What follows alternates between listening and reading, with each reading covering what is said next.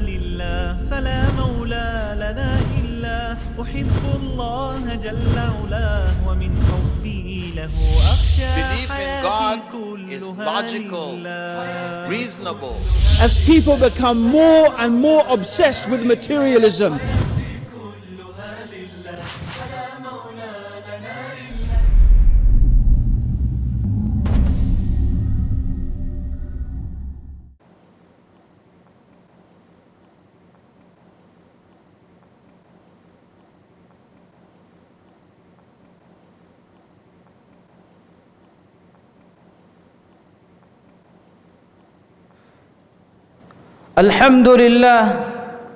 الحمد لله مالك الملك تؤتي الملك من تشاء وتنزع الملك ممن تشاء وتعز من تشاء وتذل من تشاء بيدك الخير إنك على كل شيء قدير.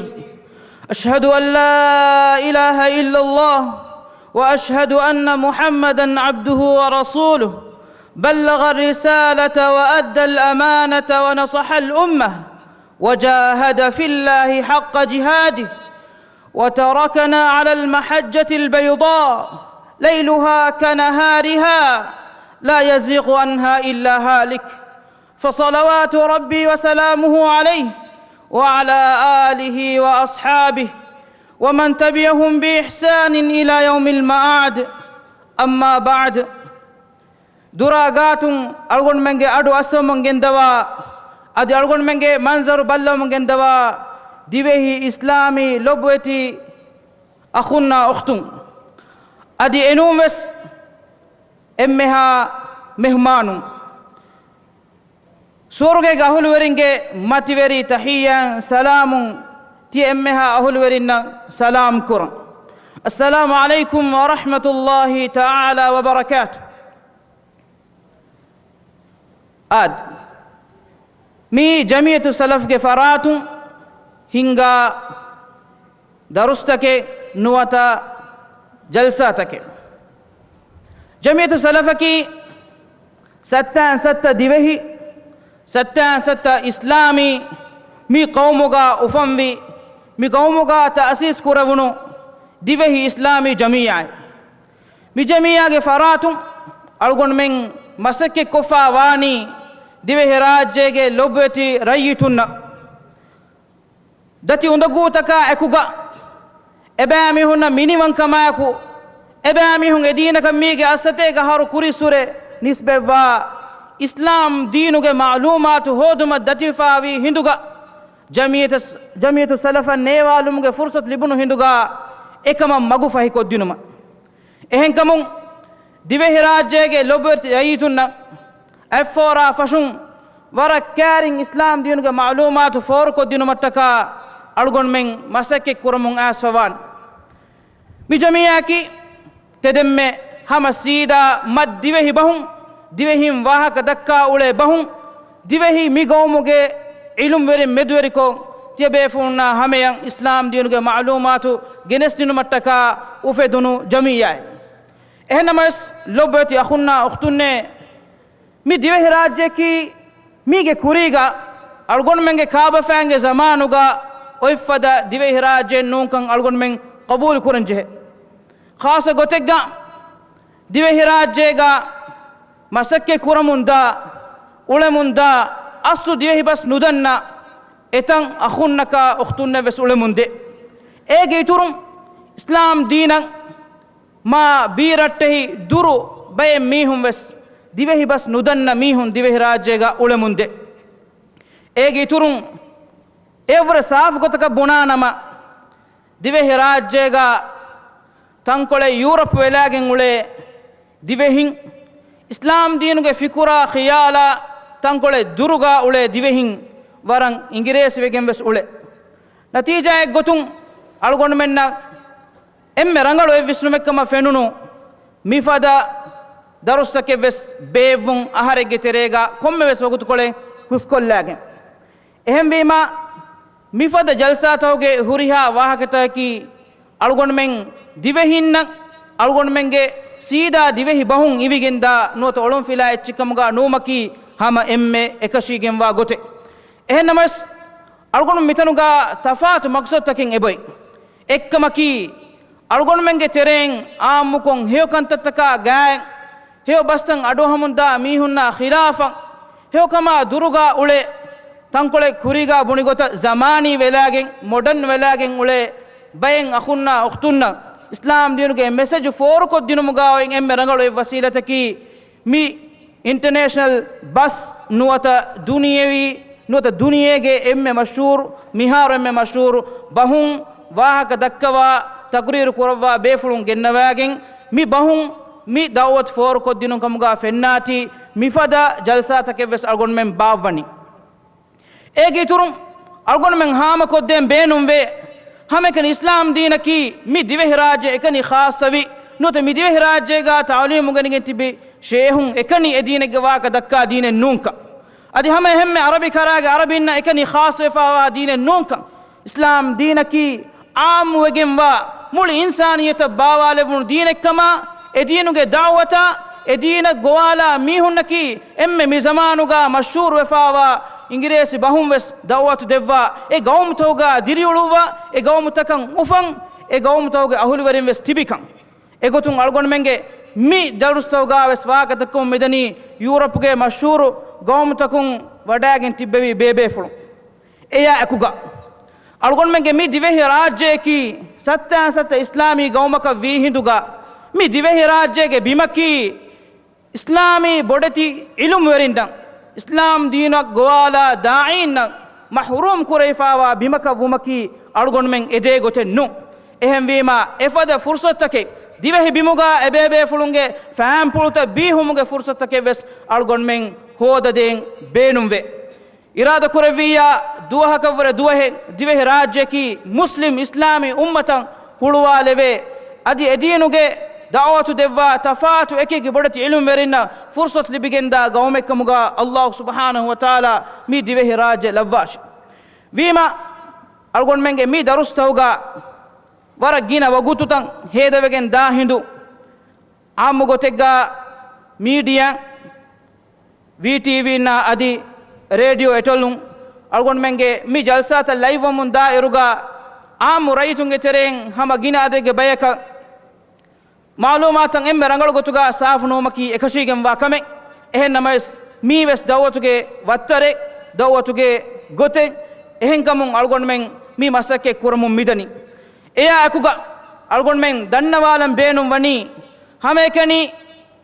mi dawatu islam dinuge dawatu dewemun daniki mi divehi rajyega ekani nunkama adi islam din ungeni allah subhanahu wa ta'ala ge dinan iman ve tabawamun daniki hame ekani divehi nunkama mi duniyege emme mashhur khasako mi zamanuga emme nagakiya europe ge mashhur gawmtawga tibbe bebe funnaki wes islam din qabul kurwa edinuge ilmu ngeni wadagin algon menge aqida ge matiga mi en ummaten en millate wantakamuge aqida ge matiga tibbe bebe fulunkan ehen kamun algon menge mi jalsa tawge darus devwa befun nakiwes islam din e befulunge hayatuge zaman takigga fenifa netuma fahu islam dinuge hewkan ehen din toge macca kashawarwe yaqin wegen islam dina wede wadagin e dinuge ilmu ngeni wadagin e dina dawat devumge bura masakkay muli duniyege emmeha konkol toga korwomon gendewa bebefulun ehem wima algon men nihayata divehi lobete rayitun kure bay befulunge arihun maafan eden mikamuga dimawa datitakan ehen namawes algon menge mi masakkata kiwes allah subhanahu wa ta'ala ge medina nasur dinu mattaka kureve bura masakkata tereng masakkate algon yagin kuran eggotaka we shakke nukuran te befulunge dirulumuge maidanuge muhim wagutak te heda kurawwafa mitanan haziruwe adi tv kariga note radio kariga titibewiki algonu mitanan aragen dakafane wahaken adosawaka nunkan ehem wima algondu gina wagutegga mitanuga miwahaka dakkan hurumen neti tebefulunge ti intizariya furihama balagatume libidinu mattaka lasnukon algondu mirege aslu mawduga wahaka dekkum fursatu dinu mattaka furatama announce korawwa befulayan algon menge nazifa dannawala nan wadagen devuma Alhamdulillah, assalatu wassalam ala khatimin anbiya wal mursalin wa ba'd. Brothers and sisters, assalamu alaikum wa rahmatullahi wa barakatuh. Everything good or bad in life comes to an end, same as the life itself. This is the law of Allah subhanahu wa ta'ala, who has no beginning and no end. Tonight here, the call 2010 comes to an end. We have had a series of lectures, and tonight it's going to be 2 lectures back to back, one by Dr. Bilal Phillips, the other by Brother Abdurrahim Green. So without wasting much time, I would like to give the floor to Dr. Bilal Phillips to go ahead with the topic for tonight, which is, why do we need a religion? Thank you.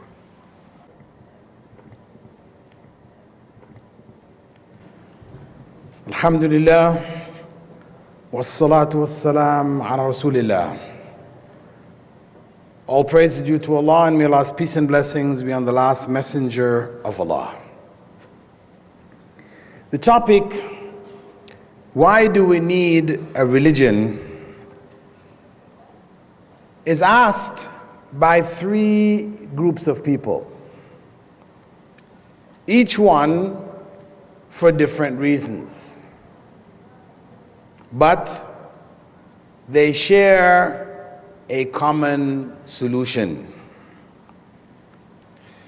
They are the atheists, the deists, and the modernists. In terms of the atheists, they ask the question, why do we need a religion when God doesn't exist?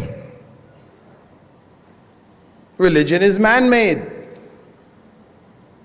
The whole idea of God is a myth, a figment of human collective imagination.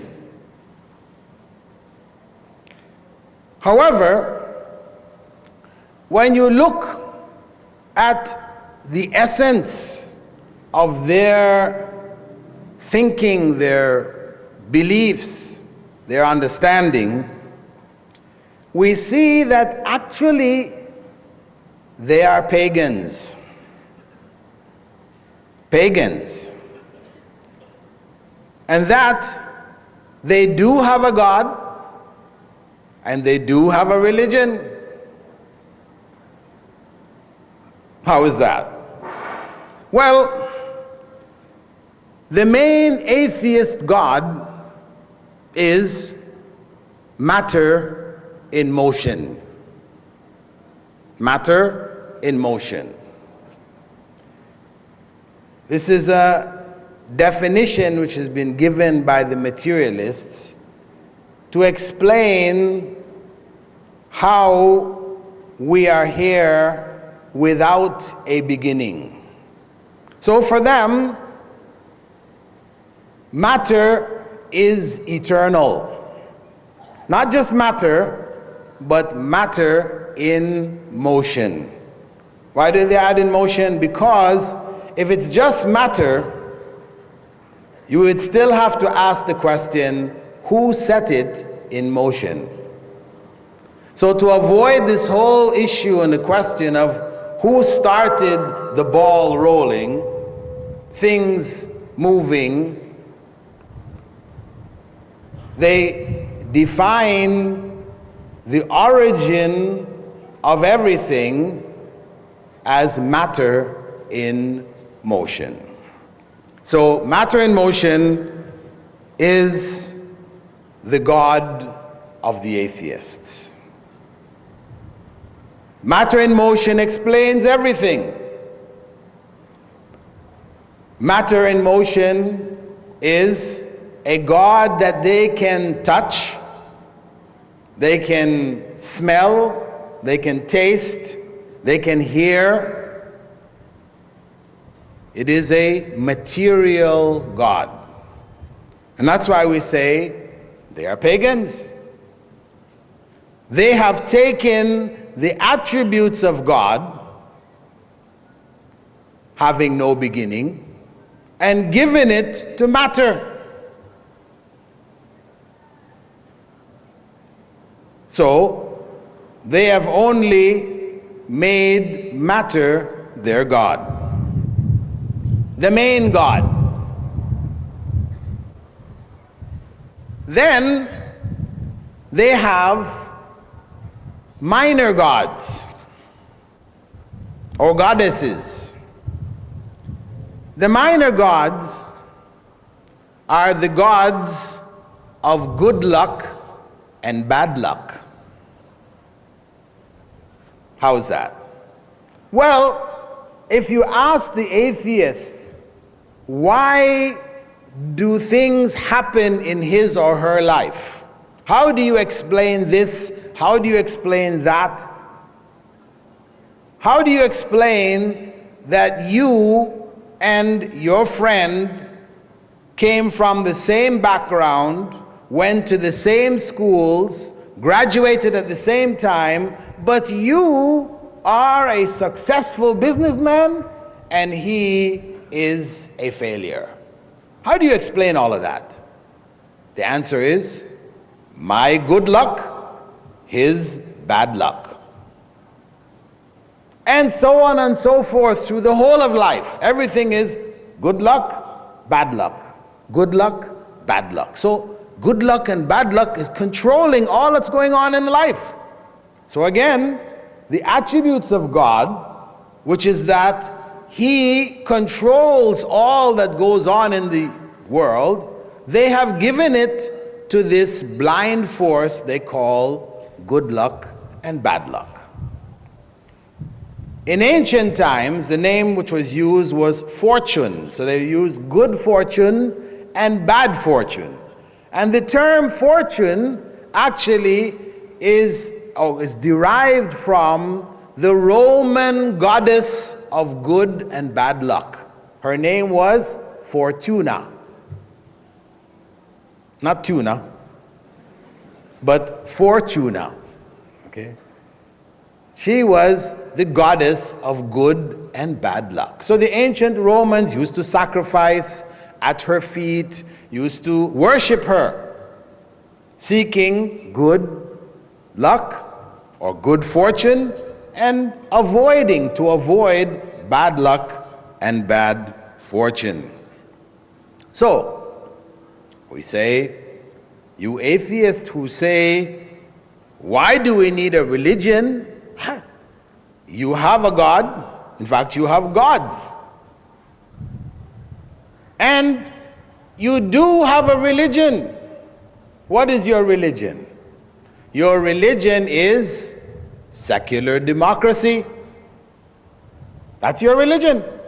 You believe that this is the guiding force that should rule societies everywhere in the world, and everybody should live in accordance with secular democracy.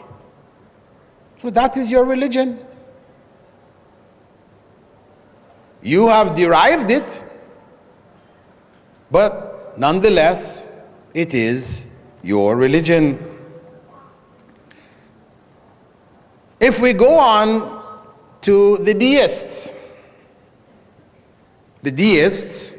they say, why do we need a religion when God never communicated with man? God created the world and left it to run on its own. He is not involved in the world and the things of the world. The world is nothing. It's a speck. So, religion is man-made, just as the atheists say. Man-made. In fact, when you look around, there's so many religions with so many different beliefs, and all of them say they're the right religion. There's clear evidence it's man-made. That's their conclusion. The fact of the matter is that if they really believed in God, they would have to conclude that there must be a religion. If they really believed in God and understood who God was, then they would have to conclude that. Why? Because one of the most basic attributes of God is knowledge. Knowledge and wisdom. And common sense tells us that if God created this world and didn't inform human beings what they are supposed to do in this world, there would be confusion and chaos. Human beings wouldn't find their way, they would just be stumbling along. Each man making up his own religion, his own way of life. And people wouldn't find their way. They wouldn't know what to do. That's common sense. And in our worldly life, when we consider people who do that, an industrialist who sets up a factory, hires workers to work in the factory. They come on the first day of the week to the factory, but he has not instructed them what they're supposed to do in the factory. What is going to happen? Is that factory going to run the way it is supposed to run? Or are we going to have chaos? People will come in, the factory will not get going. If people went into different parts of the factory, they would be doing the wrong things they shouldn't be doing. So you have a failure. This, when we look at a person, an industrialist who did something like this, we will say, what a foolish man. He's an idiot. He's stupid. We have all kinds of names for people like that. Now, when you attribute that to God, then that is blasphemy. Because to say that God created human beings and didn't tell them what they're supposed to do in this world, is like comparing him now to that industrialist. And God is most wise. His knowledge makes him wise. Wiser than anything we could possibly imagine. Wise beyond comparison. So, common sense tells us, no, God did not create human beings and this world and not tell them what they're supposed to do in this world. That is illogical. So, what is the religion of the deists? Well, their religion is also secular democracy. As they reject what they call organized religion, preferring a disorganized religion where each person has his own thing, does his own thing, chaos, they try to bring everything into order through this religion of their own making called secular democracy. Moving on to the modernists. The modernists in our midst who say they're Muslims. And what do they say? They say, why do we need a religion, meaning Islam, to govern society when times have changed? Islam is outmoded, backwards, inappropriate. That's how they put it. You want to apply Islam today? No, no, no. That was 1,400 years ago, not applicable today. We don't need Islam to govern society. No, religion is like a personal thing, you know. Okay, between you and God, you know how you turn to God when you have problems. It's just a personal relationship, spiritual relationship. That's religion. Not governance of society, not governing all aspects of life, etc. No. That's not appropriate today. Human beings have evolved, society has evolved, we have much more knowledge, we're able to explain things, do things, everything. We don't need religion to govern our society. So what's the solution? Secular democracy. So all three groups that deny the need for religion are united in one religion, secular democracy. So, we best have a look at what is secular democracy. Well, secular, if we look at what is secularism, according to the Living Webster Encyclopedic Dictionary of the English Language, is a system of beliefs. Wow, very clear. A system of beliefs which rejects all forms of religious faith and worship, and which includes the view that public education and other matters of civil policy should be conducted without the introduction of a religious element. You heard that? Let me repeat it. Secularism is a system of beliefs. It's not my definition now. This is the Living Webster Encyclopedic Dictionary. This is like top of the line dictionary. It's like this thick. Right? Secularism is a system of beliefs which rejects all forms of religious faith and worship, and which includes the view that public education and other matters of civil policy should be conducted without the introduction of a religious element. Secularism. Okay.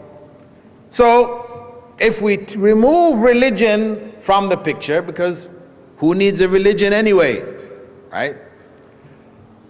How do we make decisions in our society? Before, decisions were made according to religious law.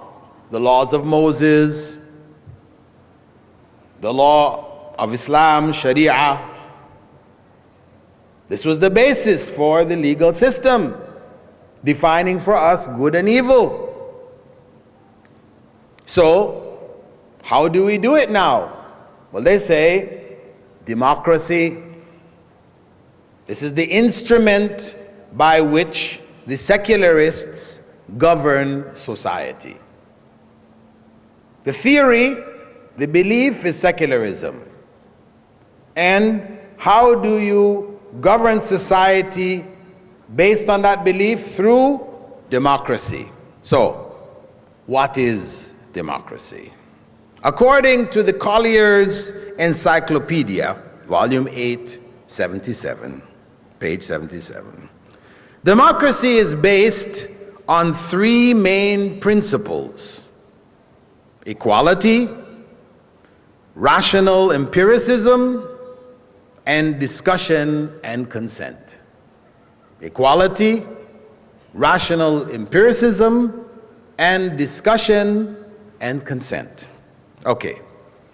Equality, what do they mean by equality? Equality, all humans have one common trait. That is the ability to reason. All human beings have the ability to reason. We are rational beings. And this justifies each human's right to determine the laws that govern him through the democratic process. Each human being has an equal right to determine the laws in society through the democratic process. Secondly, rational empiricism. What does that mean? It means that human minds have the ability to deduce from historical and personal experience what is best for human society. Human minds have the ability, through their historical knowledge of history and how things were and can be, etc., and also their personal experience. From that, they're able to deduce what in fact is best for human society. Sounds nice.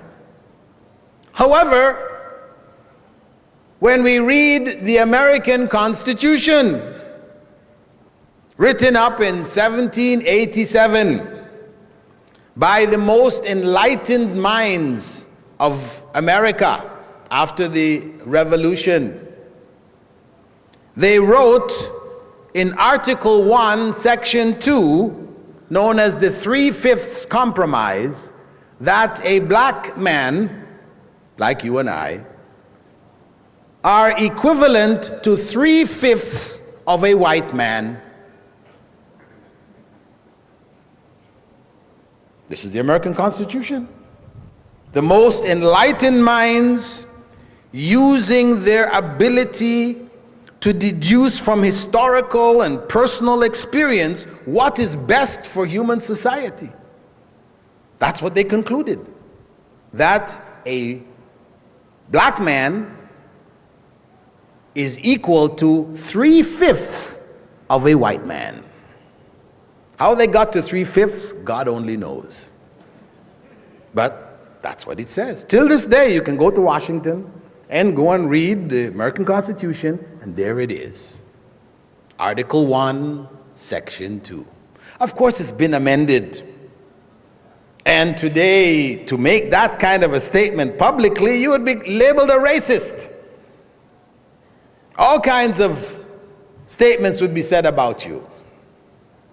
You wouldn't dare say it openly now. So we say, well, what happened to the ability of the human mind to deduce what is best for human society? We say, hey, there's a big problem here. There's a major problem here. The third point, discussion and consent. What is discussion and consent? This is the mechanism for the democratic decisions. What is it based on? It's based on the idea that no one possesses absolute truth. No one possesses absolute truth, meaning nothing, no truth that has ever been held is above being challenged, cancelled, removed. No truth.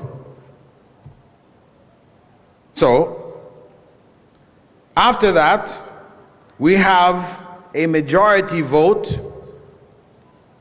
in which all present would equally have the right to have their views heard. And then whatever was the majority becomes what is now right and the truth. Whatever was previously held is considered to be wrong and falsehood. So, what does that mean? It means then that good and evil, because this is a mechanism deciding what is good for society and what is not good. Good and evil are relative. They are relative concepts. And when I used to go to college, we used to hear that statement said, one man's meat is another man's poison. Relative. So, what does that mean? Practical terms. It means that in Canada, in the 50s, there was a book called Catcher in the Rye. This book was banned. Why? Because it was labeled pornographic, corrupt. It had graphic descriptions of sex, women, men. inappropriate. In the 50s, they banned this book in Canada. It wasn't even to be sold, shouldn't be seen even on the shelves. 50s. 20 years later,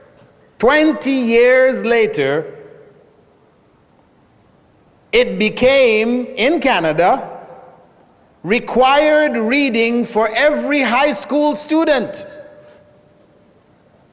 You couldn't graduate from high school without reading it, or at least reading the Coles notes. They have it summarized. If you didn't want to read the whole book, you could get the summary of it, but you had to read it. That which 20 years earlier was pornography in print became a classic, not just okay, but a classic which everybody had to read. We said, what happened here? Similarly, if we look at magazines like, and we shouldn't be looking at them, Playboy magazine. In the UK, such magazines were considered to be pornography because they were showing semi-nude females. But by 1976, the Sun newspaper, on page 3, meaning page 1 is the first page, 2 is the second one, means as you flip over, you got a full page what? Of semi-nude woman. What happened? This became artistic expression. What was pornography a few years before became artistic expression. The photographer using his skills and the camera skills, and he's showing off his skills in his semi-nude females. Not pornography anymore. Well, if that wasn't bad enough, we have a bigger problem. The problem of homosexuality. That's the big one. Globalized problem coming at us. Whereby, if you went back to the 60s and you asked the average American, Brit, others, what do you think about homosexuality? They would say, nasty, evil, corrupt. Some will quote the Bible and say, it's an abomination unto the Lord. Bad. The psychiatrists had it listed in the list of illnesses. And they had treatments, shock treatments, drug treatments, all kinds of treatments to try to bring people back from that diseased state. But by the mid-70s, 10 years, 15 years later, if you ask the average Westerner, what do you think about homosexuality? This new generation was saying, personal choice, alternative lifestyles, different strokes for different folks. This was the explanation. Not only that, but the psychiatrist's Bible had deleted homosexuality as an illness anymore. It was removed and was replaced with a new illness called homophobia. What is homophobia? Those people who don't like homosexuality, they are now classified as sick. They need to go to the psychiatrist and get reprogrammed so you can appreciate homosexuality. That is the consequence.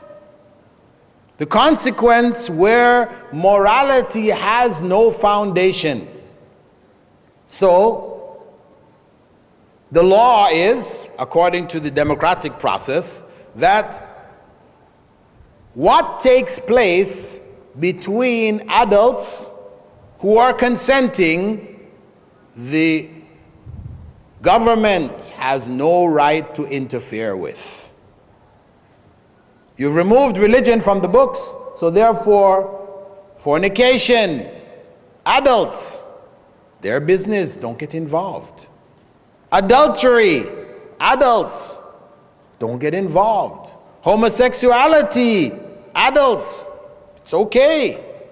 In Europe, having relations, a man having relations with his mother, his sister, or his daughter, as long as they're adults, it's okay. It's not a crime anymore. Removed from the law books as a crime. Incest is okay. So, where are we headed? We're headed back to the jungle. Well, they say, well, that's what we are anyway. Just glorified apes. That's what they say, right? We're glorified apes. So, reality is even the apes don't do that. So, this is what we are challenged with. This suggestion that secular democracy would be the religion for society. Secular democracy has only one remaining opposing voice in this world today. All of the various societies have succumbed. Communism is secular democracy. Just another version. Who, what, where is that opposition?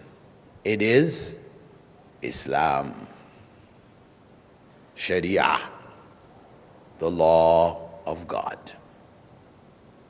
Only Islam stands in the face of secular democracy.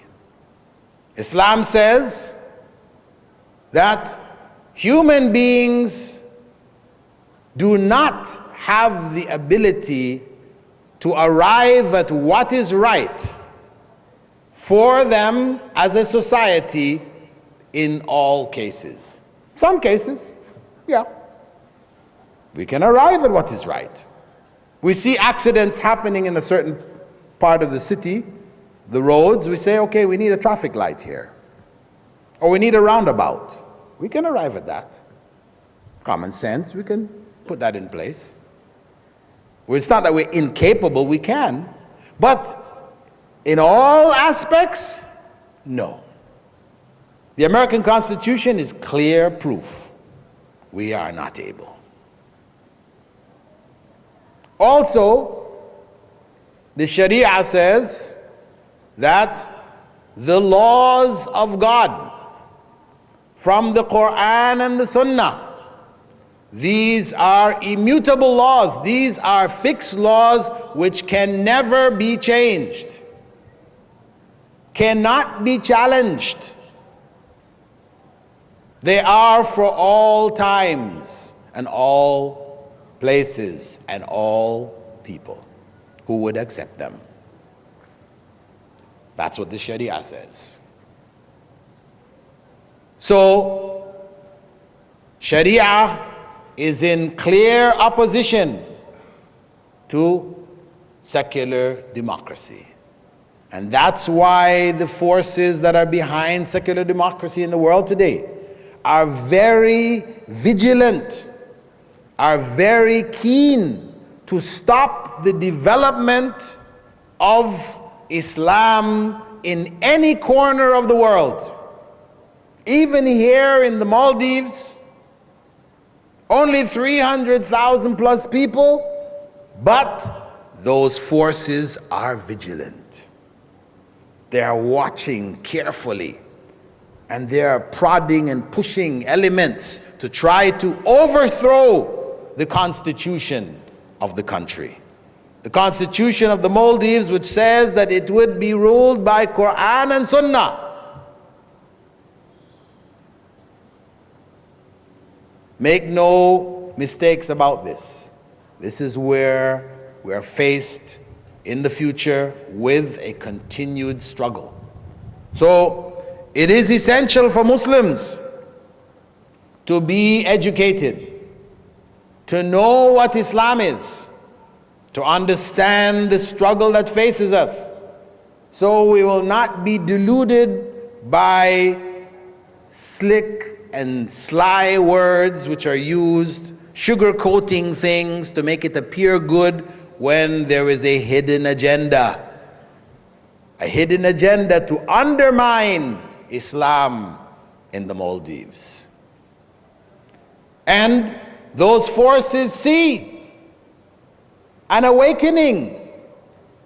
5 years ago, 6 years ago, if we walked down the main streets, we would hardly see a woman wearing hijab. In that short period of time, a big change has occurred. We walk down the streets today, all the time we see women wearing hijab. This is a massive change. So what are they saying? They're saying the Maldives is rapidly becoming an extremist Muslim radical nation. Hijab. You know, poor Muslims. Most of the women that are wearing hijab, they're wearing it for fashion. They haven't really understood what hijab is. They're wearing it because it's now fashionable. It's spreading in certain elements of the society, so the rest have put it on, you know. They want to look fashionable. How do we know? Well, brother, it's not really fair to judge that. Well, the woman is wearing hijab and she's wearing sprayed-on clothes. She's got her hair covered, but her top, her bottom is exposed. So we have to say, hey, you obviously don't know what hijab is. Hijab is not just covering your hair and walking around naked. That's not hijab. Hijab is covering your body from head to toe in a loose garment which doesn't expose your private parts. Doesn't have to be black. It can be any color. But loose, not exposing private parts. And that nothing should be seen of you beyond your face and your hands. That is hijab. But regardless, there is an awakening. And it is very important that we recognize it and support it and educate those who need to be educated in this process. And I don't mean to make fun of our sisters who are in that in-between state of hijab, but I'm just saying we need to know, we need to learn, we need to understand what in fact is hijab. So, why do we need a religion? We need a religion because human beings are incapable of ruling themselves justly, properly. The modern democracies have proven it. Only the creator of human beings knows what is best. And that is why the issues of alcohol, the issues of interest, all of these issues which are clear evils were prohibited 1,400 years ago. So that is why we need a religion. We need the religion, not any religion, but the religion of God. The religion which God prescribed for human beings, which is none other than Islam. It is the only religion that we can say without hesitation was the religion of Adam and Eve. Christians can't say his religion was Christianity. Jesus wasn't around. Jesus Christ wasn't around. Jews can't say it was Judaism because the tribe of Judah hadn't even come into being yet. Buddhists can't say it was Buddhism because Buddha came around many, many years after. Confucianists cannot say it was Confucianism because Confucius was living many, many years after. The only people who can claim legitimately that the religion of Adam was their religion is Muslims. Islam being the submission to the will of God. And that was the essence of the religion that was there for Adam and Eve. They were put in a garden of trees, and one tree they were not supposed to eat from. One tree. This one tree symbolizes what? The few instances where things are prohibited in Islam. People like to say, oh, Muslims, they're just, everything is haram. It's haram this, haram that, haram the other, and you can't turn, everything is haram. It's not true. It's not true. The haram and the halal is like that garden with the one tree. One tree, haram, all of the rest, halal. But what happens? Satan comes to us as he came to Adam, and he named that tree Shajaratul Khuld, the tree of eternal life. So Adam, before that, he wasn't even thinking about eternal life. But once eternal life, I want that. I need eternal life. I don't want to die. Right? So then what did he feel? He had to eat from that tree. And that's how Satan operates. He takes that which is haram, beautifies it so much that we feel our life is incomplete unless we taste that haram. Same strategy, hasn't changed. Reality, haram is few. That's why in the Quran, whenever Allah is talking about haram and halal, He lists the haram things, and then He says everything beyond that is halal. So for every haram thing, alcohol, how many other kinds of juice is there for us to drink? Pork, how many kinds of meat can we eat? Gambling, how many other kinds of games can we play? So on and so forth. For every little thing which has been identified as haram, there are endless halal options. But Satan has made that one haram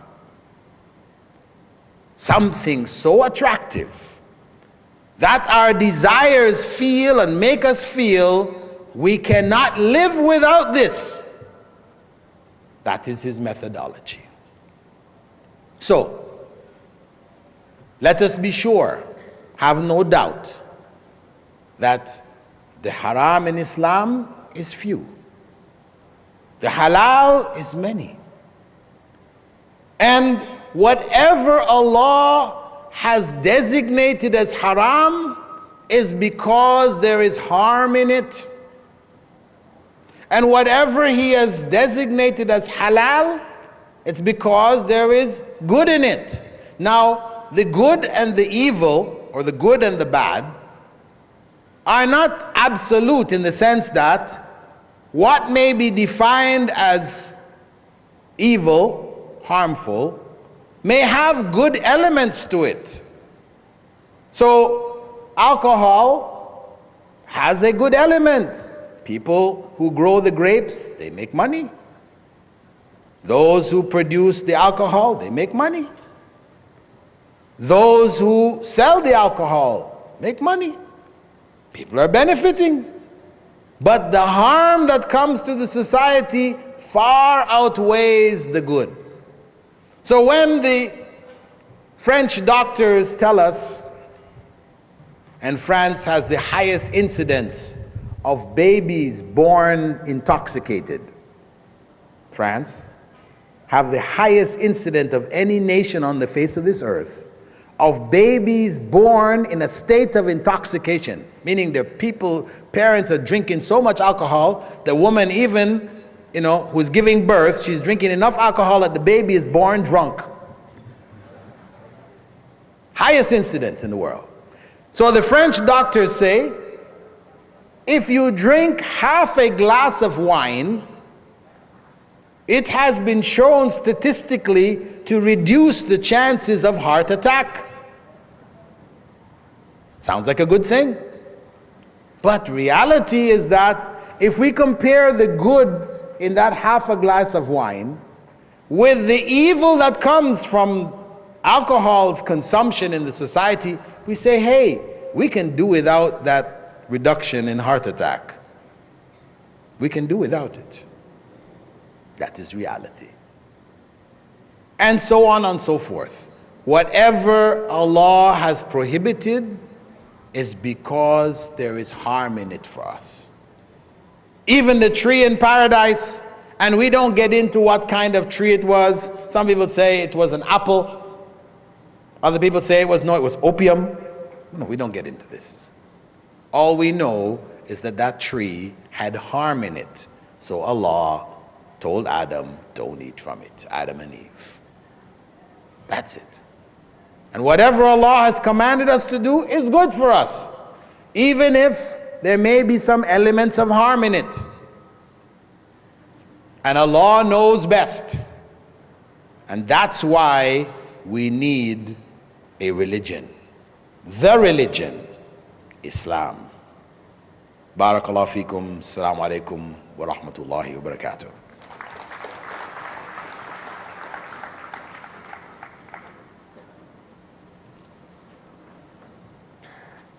Thank you, Doctor. It seems as though you highlighted some of the problems we are having in Maldives as it is. Now I give the floor to Abdurrahim Green, Brother Abdurrahim Green. He just arrived. He's going to talk about towards a peaceful society. So call Brother Green to the stand.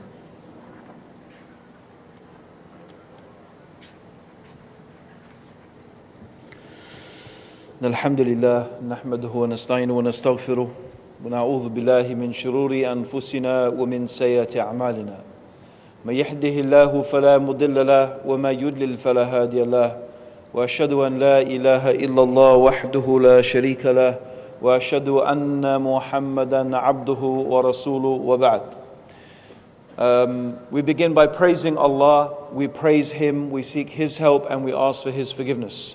And we take refuge with Allah from the evil of ourselves and from the evil consequence of our evil actions. Whomsoever Allah guides, no one can misguide, but whomsoever Allah leaves to go astray, no one can guide. And I testify that Allah alone is worthy of worship and that Muhammad sallallahu alayhi wasallam is the servant of Allah and His final messenger. I've been asked to speak today about the topic of a peaceful society. How can we move towards and how can we create a more peaceful society? So first of all, my brothers and my sisters in Islam, I would like to think about very briefly this topic of peace itself. And I would like to put forward the proposition that peace is much more to do with how you feel. It's something that is much more to do with an inner dimension within each individual human being than it has to do with an external reality. And it's very counterintuitive. Most of us imagine that, or most of us, when we talk about peace, and when we hear this word peace, most of the time we are thinking about a country or a place where there is no war. This is what we think about. Peace means the absence of war. Peace is where people are not fighting each other. And that's what we imagine, and that's what we think about being a peaceful society. And it's very interesting that one of the claims of liberal democracy, and one of the reasons they boast that liberal democracy is a success, and one of the evidences they put forward for the success of liberal democracy, is that it has produced peace. Liberal democracies don't fight each other. This is one of their claims. Of course, it hasn't been very long in historical terms to actually see whether this claim is valid or not. Because it's not long ago that the Europeans had the most, well, not only the Europeans, but I suppose we, of course, will have to include the Japanese as well. But largely the Europeans and North Americans were involved in almost definitely the most horrific and bloody conflict in human history, which was the Second World War. It's interesting that while Muslims are accused of being violent and of being terrorists, and we are painted in this image as if our religion is a violent religion, in modern times, the most horrific conflicts human beings have seen, perhaps in the whole of human history, are those that have been fought by and large, Europeans. The First and the Second World Wars. So it's not a long time since the Second World War happened. It's 60-something years ago now, since the Second World War ended. My father, who fought in the Second World War, is still alive. But however, this is their claim. They say liberal democracies don't go to war. One of the things that liberal democracy has produced is peace. But one of the things that I often think is, okay, well, even if that's true, what does it mean? How relevant is that? How important is it? I live in a part of the United Kingdom. I live in a town, a city. That town is called, or that city rather, is called Croydon. Croydon really is just a part, it's a separate city technically, but it's part of the bigger, huge city most of you will know as London. In my part of town, very close to where I live, in 2 weeks, 14 children, that's one a day. And a child here is defined as to be anyone under 16 years old. 14 children were either shot or stabbed in a 2-week period. 14. That's just one part of town. If we look at the murder rates, if we look at the statistics in these liberal democracies of one human being murdering another, some of these incidents are to do with gang violence, some of them are to do with robbery and theft, some to do with jealousy, and some seem to be almost inexplicable. Like this man in England, recently we heard about on the news, who just went on the rampage and just started shooting people because no one really knows why. His tax bill was too big. I mean, you know, we laugh, but because it is absurd. But that's the only explanation they can seem to find. But whatever it was, I can't describe that as a state of peace. Can you describe that? as a peaceful society? Can you describe it as a peaceful society when in 2 weeks 14 children shoot and stab each other? Can you describe it as a peaceful society when a man goes on a rampage and starts randomly shooting people? When children in the United States of America, similarly, for simply no understandable reason, pick up weapons and start shooting their fellow school students. Can you call that a peaceful society? Can you call it a peaceful society where a woman is raped every 3 minutes? Can you call that a peaceful society? I don't think that this would fit the definition of peace. If you just say peace is the absence of war, and that one country is not at war with another, okay, maybe. But in terms of the actual society, many people are living in fear. They might as well be at war. They might as well be at war.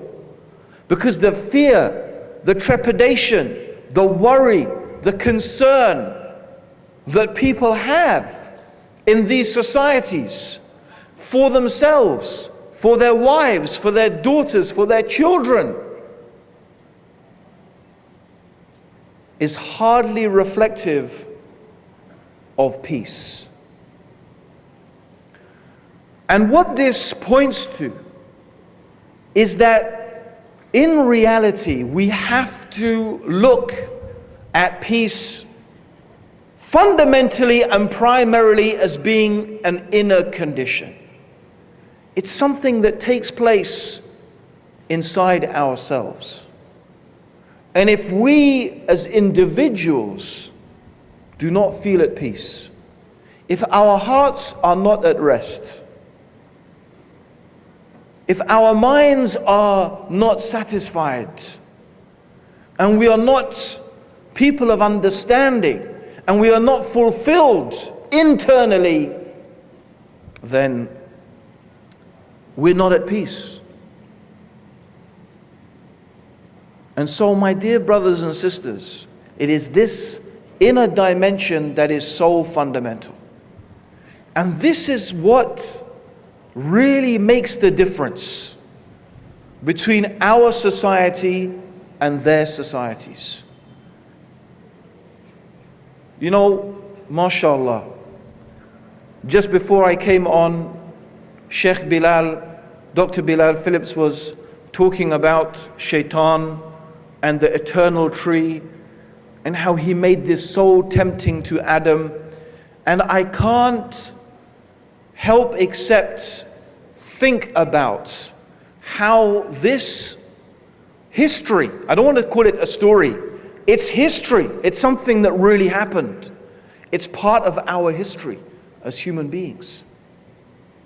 About how that history of what happened to our father and our mother, Adam and Hawa, and how Shaitan tempted them, is so true about our condition today.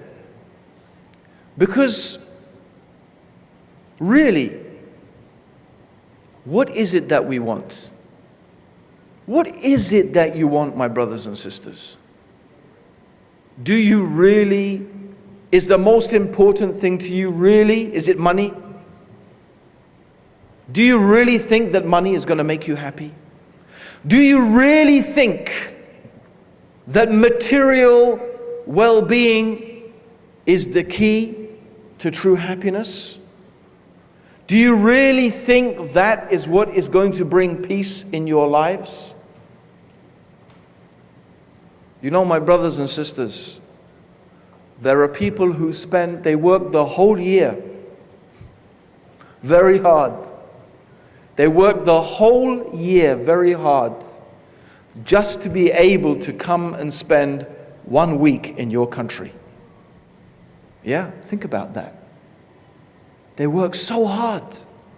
They're ready to spend thousands of pounds, thousands of dollars, thousands of yen, just to spend a few days of their life in your country. And you live here every day. This is your home. What is it those people are looking for, brothers and sisters? What is it they are searching for? What is it they're looking for when they spend that money and they spend that time and they come here?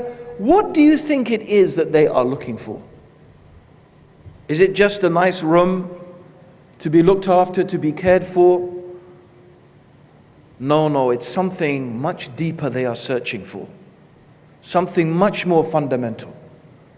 I really think what they're looking for is peace. A moment of peace. A moment of serenity. A moment of quiet.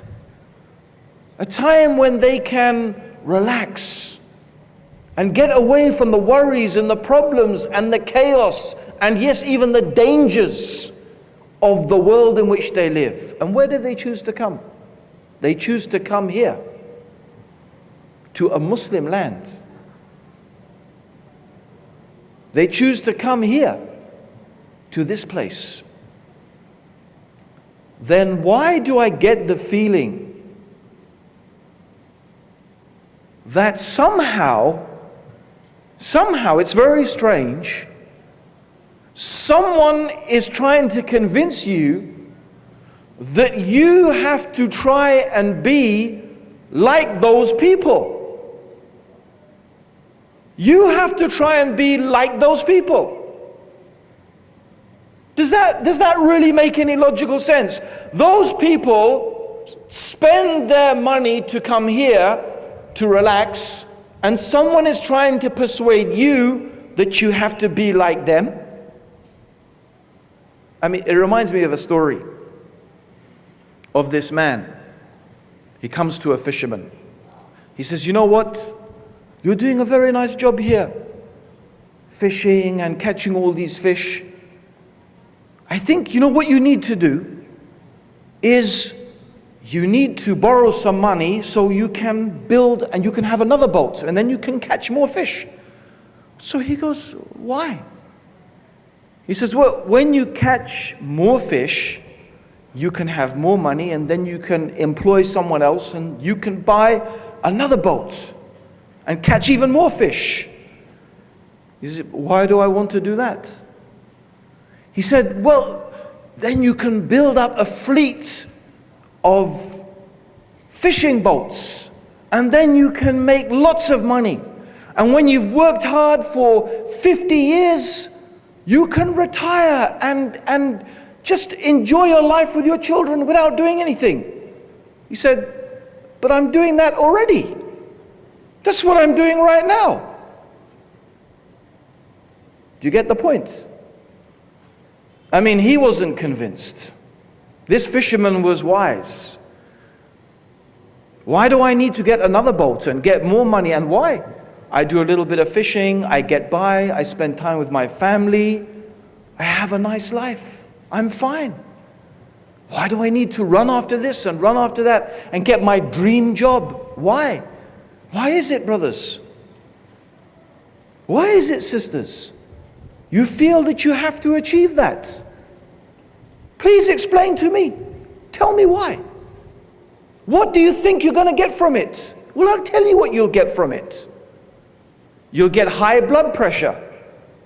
You'll get heart disease. You'll get stress. You'll get tired. You'll get problems in your family because you're so busy working. You're so busy trying to earn money. You won't spend time with your kids. Maybe both you and your wife are so busy out there trying to earn money, trying to make your life more comfortable. Maybe you'll even hand your kids over to someone else to look after them. And who? You know who? It's called Mr. TV. Yeah, He's the babysitter now. She's the babysitter. You leave your kids in the hands of the TV because you're so busy. You don't have time to talk to them. And you know what? You come back from work, you're so exhausted, you just want to sit down in front of the TV yourself. And so you're working and you're earning and this is your life. And you don't have time for your kids. The husband doesn't have time for his wife. The wife doesn't have time for her husband. No one has time for anybody. What do you think happens to those kids? What do you think happens to those kids? You see, you just need to look to what is happening in those societies that think that this is the way to live. I tell you what happens. The kids, children need love. Children need love. They need love and they need guidance and they need discipline. And the best person to give that love and guidance and discipline to the children, number one is the mother. It's the mother. But the mother is not there. The mother is working. She's making money so she can buy him some plastic toys that break after half an hour anyway.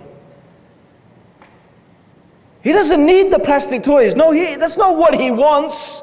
That's not what she wants, you think?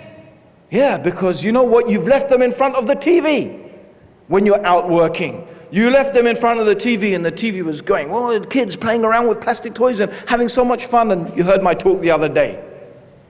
Oh yeah, plastic, oh, I want that. Mummy, mummy, mummy, mummy, mummy, can you get me this? Mama, mama, please, please, please, please, please, please, please.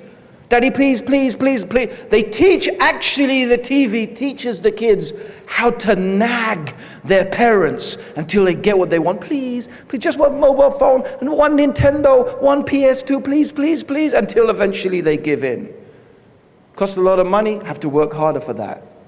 The kid's happy for what? A few weeks. Then they get bored. Then they want the next thing. A new game, please, please, mom, please, please, dad, please, please. But you know, we feel guilty, right? We're not at home. We're not spending time with the kids, so we give them these things. We're caught up, you see. We think this is what? Happiness? No. Because in the countries where the kids, this is what they're doing, what's happening to those kids? You know, they don't find the love and the discipline. They don't find the love and the discipline that they need from their parents. You know what they do? They go out and they join gangs. They join other groups of kids. And those gangs give them the appearance. It represents the family for them, the family they don't have. There's their group. You know, my backup. That's what they call it. It's my backup. It's my boys. They're with me. No one's going to mess with me now. It's a substitute family. But you know, before you join the gang, before they let you in, you have to do something. You have to prove that you're worth it. And so what do you have to do? Well, sometimes you have to steal something. Sometimes you have to do something a bit crazy. But you know, in some places, you know what they do? They give you a gun and they make you go and kill someone. Just anybody sometimes, just a random person, shoot them. That's how you prove, stab them. That's how you prove you can join our gang. Is that what you call a peaceful society? Is that what you want? Is that what you want? That's the reality, brothers and sisters. That's what's going on. That's what's going on in my part of town. That's why 14 kids are getting stabbed and shot in 2 weeks. That's one a day. And by the way, I heard it's happening right here in your city. That's what I've heard. I heard stabbings have gone up through the roof. And of course, with that comes drugs. Taking drugs, drug addiction, dealing drugs, all comes together. It's part of the package. Where's your peaceful society? Where's your peace? All for what? What are you doing it all for? Why do you want to live like those people who are so miserable they have to come here to run away from their places to come here for a week? Why do you want to be like that? Why? I don't understand. Do you understand? Did you think about it even? Did you even as a society take a step back and say, wait a minute, where are we going? What is the purpose of this? What are we going to achieve? What benefit really is there in this for us? Did you ask those questions? Did you think about those issues? I'm asking you to think now. I'm asking you to think and to open your eyes and to see what is going on. Why is it we think we just have to follow? Yes, I won't deny. I will not deny. I'm not going to stand here and say the West has achieved nothing. Of course they've achieved things. They've achieved highly significant things in terms of science, in terms of technology. They've advanced in many different fields. But I would still say, for what? To achieve what? What has it brought them? Something you don't have? Is that what it is? Something that Islam has not given us? Is that what it is? No, my brothers and sisters. Peace is something inside your heart. That's true peace. Let me ask you. You have two people. One man, he is very rich. He has a yacht. Maybe his yacht even is parked outside or whatever, moored there somewhere over there. He has a big yacht. Very rich.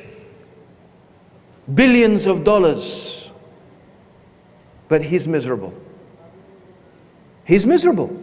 You know what? His money causes him more misery than it does happiness. He's worried about if he's going to lose it. When's he going to lose it? How much is he going to lose? Who's going to take it? Who's going to rob him? Who's going to steal him? He's worried constantly. Believe me, read the biographies of rich families, the Onassis family, Howard Hughes, the Rockefellers. Read the lives of these super rich people. It's not the lives of happiness. It's not the lives of people at peace.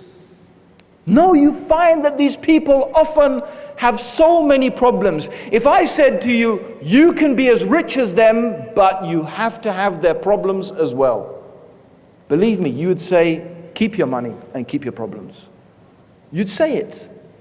If I made the offer like that, you can have the money, but you have to have this problem and that problem, and your daughter will have to be a heroin addict, and she will get pregnant when she's 19, and your son is going to shoot himself when he's 27, and whatever.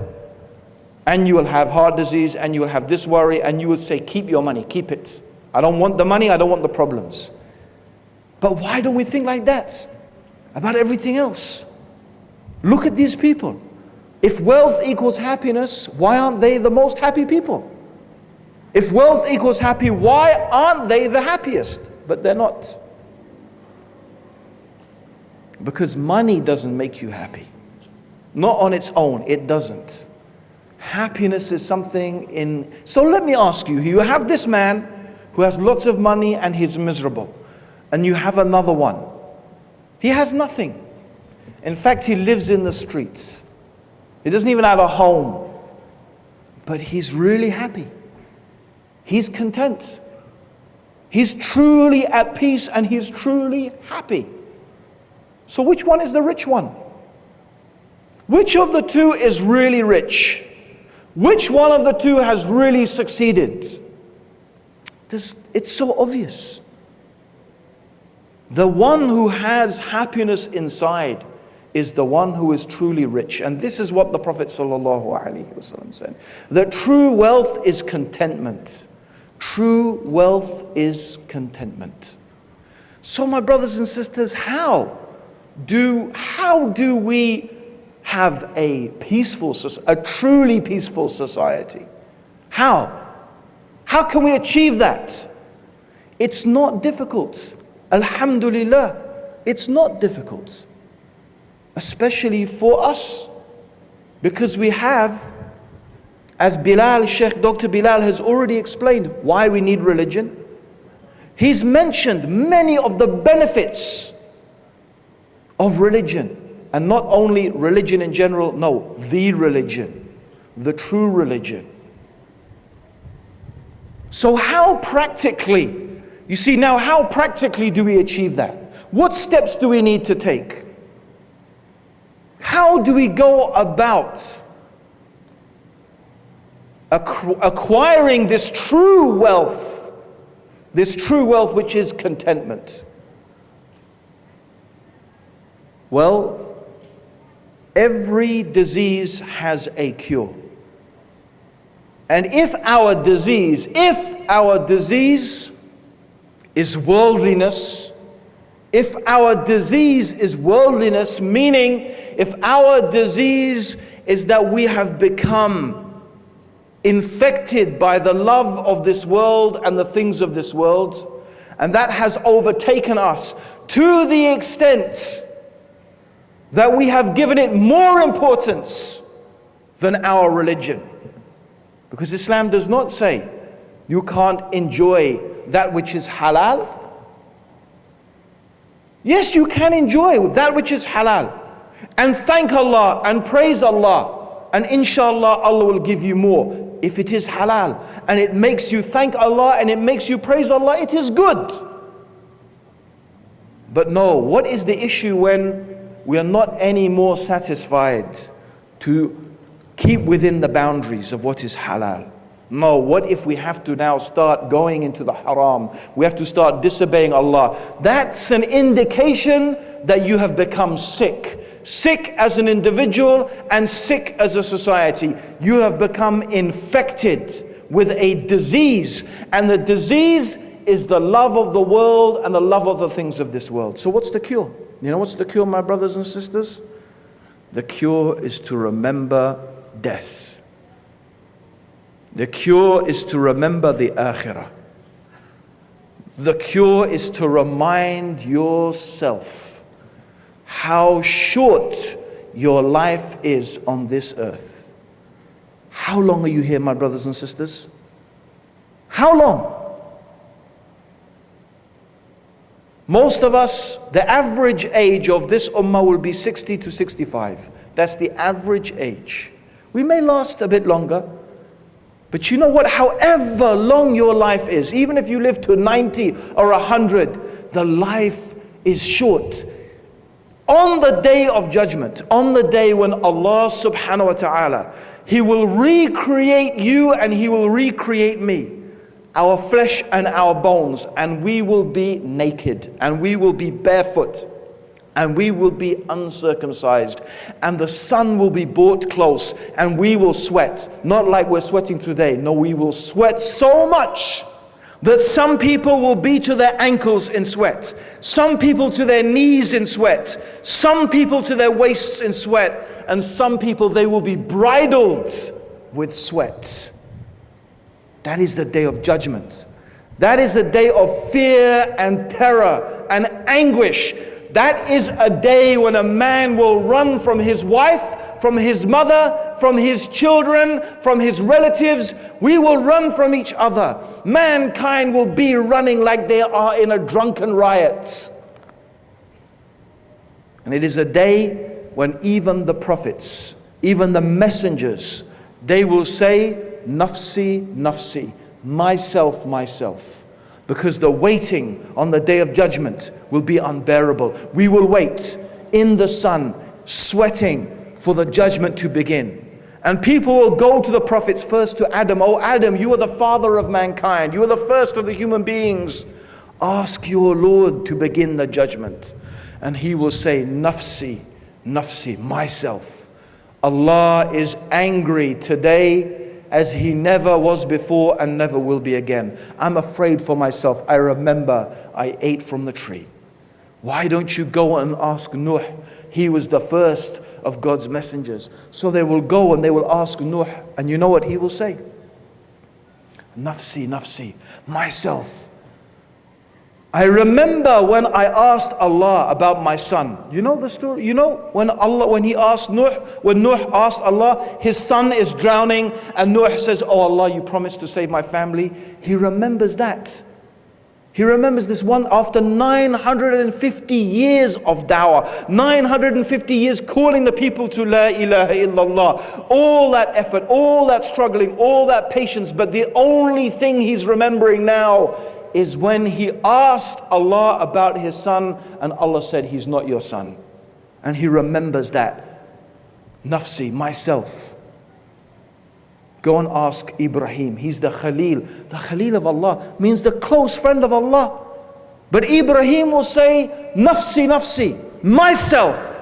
Allah is angry today as he never was before and never will be again. I remember the 3 lies. They're not even lies. They were not even lies, but he remembers the 3 things he said. Asked the big one about the idol when he smashed the idols. When he said to the king, he said to his wife, say that I'm your brother. He is brother in Islam, he's the brother. And I always forget the 3rd one. But he said he remembers these 3 things. They were not even lies. They were not even lies. But nafsi, nafsi. Myself, myself. Musa, he will remember the man he killed.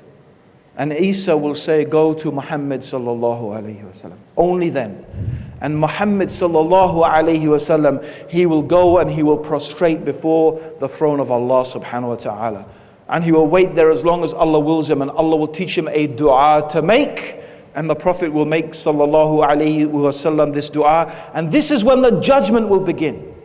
The judgment, brothers. The judgment, sisters. That is a day.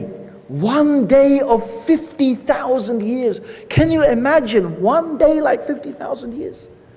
What is our life? No wonder the people, they will say when they are asked, how was your life? What was your life? They will say, it was like a day or a part of a day. Our whole life will seem like a day or a part of a day. Have you ever heard that expression? His life flashed before his eyes. It's like that. The whole life will seem like that. Just a moment. And that's what we have this moment, brothers. We have this moment, sisters. This is the moment that we have. This moment, this life that we have is going to decide what is going to happen to us forever on the day of judgment. The day that is promised, the day that is sure, the day that is inevitable, and it must come to pass. And what will happen on that day, my brothers and sisters? Our deeds will be weighed. Our deeds. The good deeds and the evil deeds. You will not be asked about your degree. You'll not be asked about your certificates. How much did you earn? What sort of car did you drive? How did your house look? What sort of mobile phone did you have? Did you have designer labels or not? You will be asked about those things, yes. You will be asked, were you grateful? Did you use them in the way that is halal? But they're not going to save you. They're not going to benefit you. It's your deeds. Did you worship Allah? Did you believe in Allah? Did you worship Him alone? Did you give charity? Did you help the poor and the weak and the needy? Were you good to your wives? Did you teach your children Islam?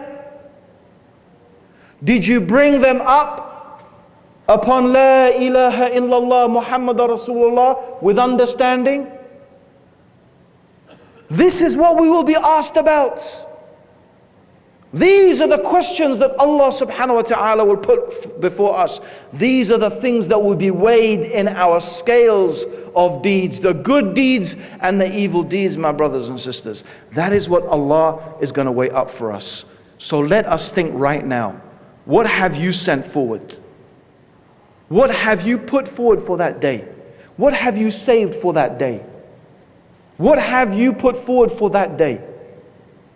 Because you know, what you spend in charity, what you give from your time and your money in the path of Allah subhanahu wa ta'ala, to make His word the highest, to help the poor and the weak and the needy and the oppressed. That money you spend, you will have saved it. You will find it when you meet Allah subhanahu wa ta'ala. But whatever you spend on this dunya, you will leave it behind. And it will be passed on to others. You will not take it with you to your grave. It will not go with you when you are buried in the ground. It will all be left behind. The only thing that goes with you into that grave, my brothers and my sisters, are your deeds. What have you prepared for that day? We say we want Jannah. We say we want Jannah. Of course, how could you not want paradise? A place of eternal bliss. No hatred, no envy, no greed, no backbiting, no slandering, no jealousy. Peace, true peace. What a beautiful abode. To dwell therein forever. It's not too hot, it's not too cold. We will never die. What a beautiful place. And to see the face of Allah subhanahu wa ta'ala is the most beautiful thing.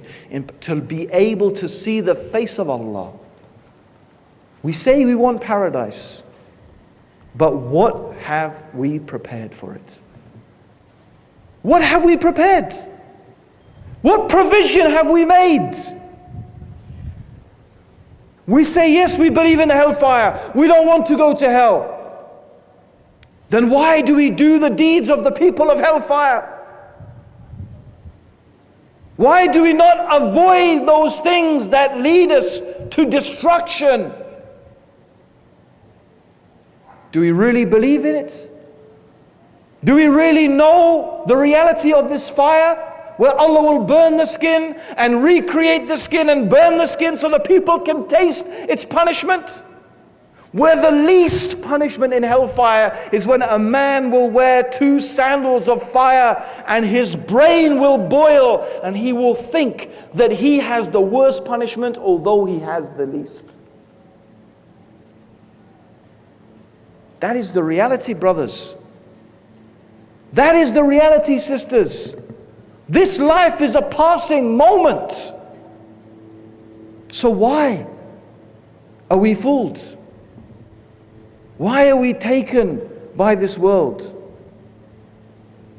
We are all going to die, and it will be very soon. In real terms, it will be soon. So what have we prepared? Individually and collectively. And this is the reality we have to remind ourselves of every day. Every day. Every day, brothers and sisters. You should get up in the morning. You should get up in the morning.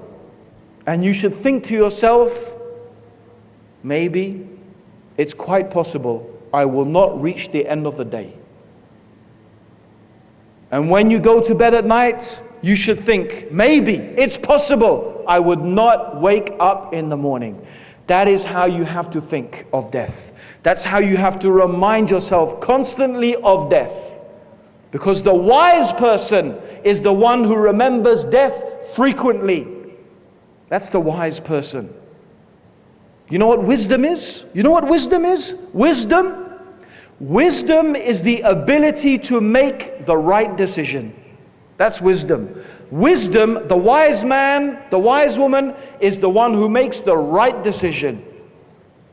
If you think of death constantly, you will come to the right decision. Are you miserable, brothers? Are you sad, sisters? Are you unhappy? Do you have worries in your life? I'm worried about this, I'm worried about that. Let me tell you something. The Prophet ﷺ said, whoever worries about the things of this world, Allah does not care which valley of worry He leaves that person in. Whoever worries about the things of this world, this dunya, Allah doesn't care. He'll just leave them and worries. They're valleys of worry. Worry after worry, valleys of worry. He doesn't care. He will leave them. But whoever makes all their worries, all their concerns into one concern, then Allah will take care of all of their worries and all their concerns. What is that one concern? What is that one worry? Of course it means, what will Allah say to me on the Day of Judgment? Ask yourself tonight, before you open your mouth, before you speak to your wife, to your children, to your mother, to your father, before you go to work tomorrow, ask yourself, what will Allah say to me on the Day of Judgment about what I am doing, about how I am behaving, about what I am saying? Make that your concern. Don't worry about anything else. Don't worry about your economy. Don't worry. Worry about what Allah will say to you on the Day of Judgment. This is what you need to concern yourself with. This is what you need to make your priority. And believe me, imagine everyone behave like that. Imagine every Muslim behave like that. Do you think if we behave like that we would backbite each other? That we would say bad things about each other behind their backs? Making fun of each other, mocking each other? Do you think we would behave like that if we thought about the impact of our words on the Day of Judgment? Do you think if we thought about the bridge that is thinner than a hair and sharper than a sword, that is stretched over the hellfire? And how big is the hellfire? You know how huge the hellfire is? The hellfire has 70,000 bridles. 70,000 bridles. You know, like 70,000 ropes. And on each rope is 70,000 angels. It took a stone that was dropped from the top of the hellfire 70 years to reach the bottom. That's hellfire. That's how big it is. And we will have to cross it. I want you to do tomorrow morning? Tomorrow morning, I want you, or sometime tomorrow or in the next few days, go to one of the taller buildings in this city, right? And I want you to look across the ocean. And imagine it's not an ocean of water. I want you to imagine that it's an ocean of fire. An ocean of fire. And from where you are standing, there is a string, as thin as a hair and sharp as a sword, stretched over that fire, and you have to cross it. And what is going to take you across that? You could be the most brilliant acrobat. It's not going to help you. You know what's going to carry you across? Your deeds. Yeah, your salah. Your deeds. Your prayer, your fasting, your charity. You're enjoining what is right and forbidding what is wrong. That is what is going to carry you across. Some people will go like the blinking of an eye. So they will be so quick. They will just blink and they will be across. Others, they will go like the wind, or like lightning, or like the wind, or like fast horses. Others will go walking, others will go crawling, and others will fall in. That's just from the believers. Because those people who have rejected faith have already been thrown into the fire before this. That is the reality, my brothers and sisters. Have you prepared? Have you prepared for that? How much time and energy and effort do you spend studying, reading books, preparing for your job, going to business college, studying hotel management, studying tourism management, studying economics, studying, medicine even? 90% of which maybe even more of what you study, you will probably never use in your life. How much time do you spend studying the deen of Allah? How much time do you spend studying the things that will help you cross that bridge? How much time do you spend learning what is halal and what is haram? Learning the deeds that are most beloved to Allah and the deeds that are most hated to Allah. How much time do you spend learning your ibadah so that when you pray and when you fast and when you make hajj, and the time you spend with your wife and your children and your husband and your parents, you do it in a way that is pleasing to Allah? How much time do you spend? Subhanallah. You can make an assessment right now. You can make an assessment and then you can see how seriously you take this matter. You can really see how seriously you believe and consider this reality of the Day of Judgment. And that is the fact. And if we thought about these things, brothers, and we thought about these things, sisters, how will we treat our wives? You know, there's a beautiful story. There's so many beautiful things I would like to mention. But I heard in the Maldives anyway, men generally don't treat their women badly. I don't know if that's true or not. But you know, I've been to many countries where they do, sadly. But you know, whether it is or not, brothers, I doubt most of us treat our wives the way the Prophet ﷺ treated his wives. I doubt it. Because I've heard that one of the problems you have in the Maldives is divorce. Is that true? But there's an indication there.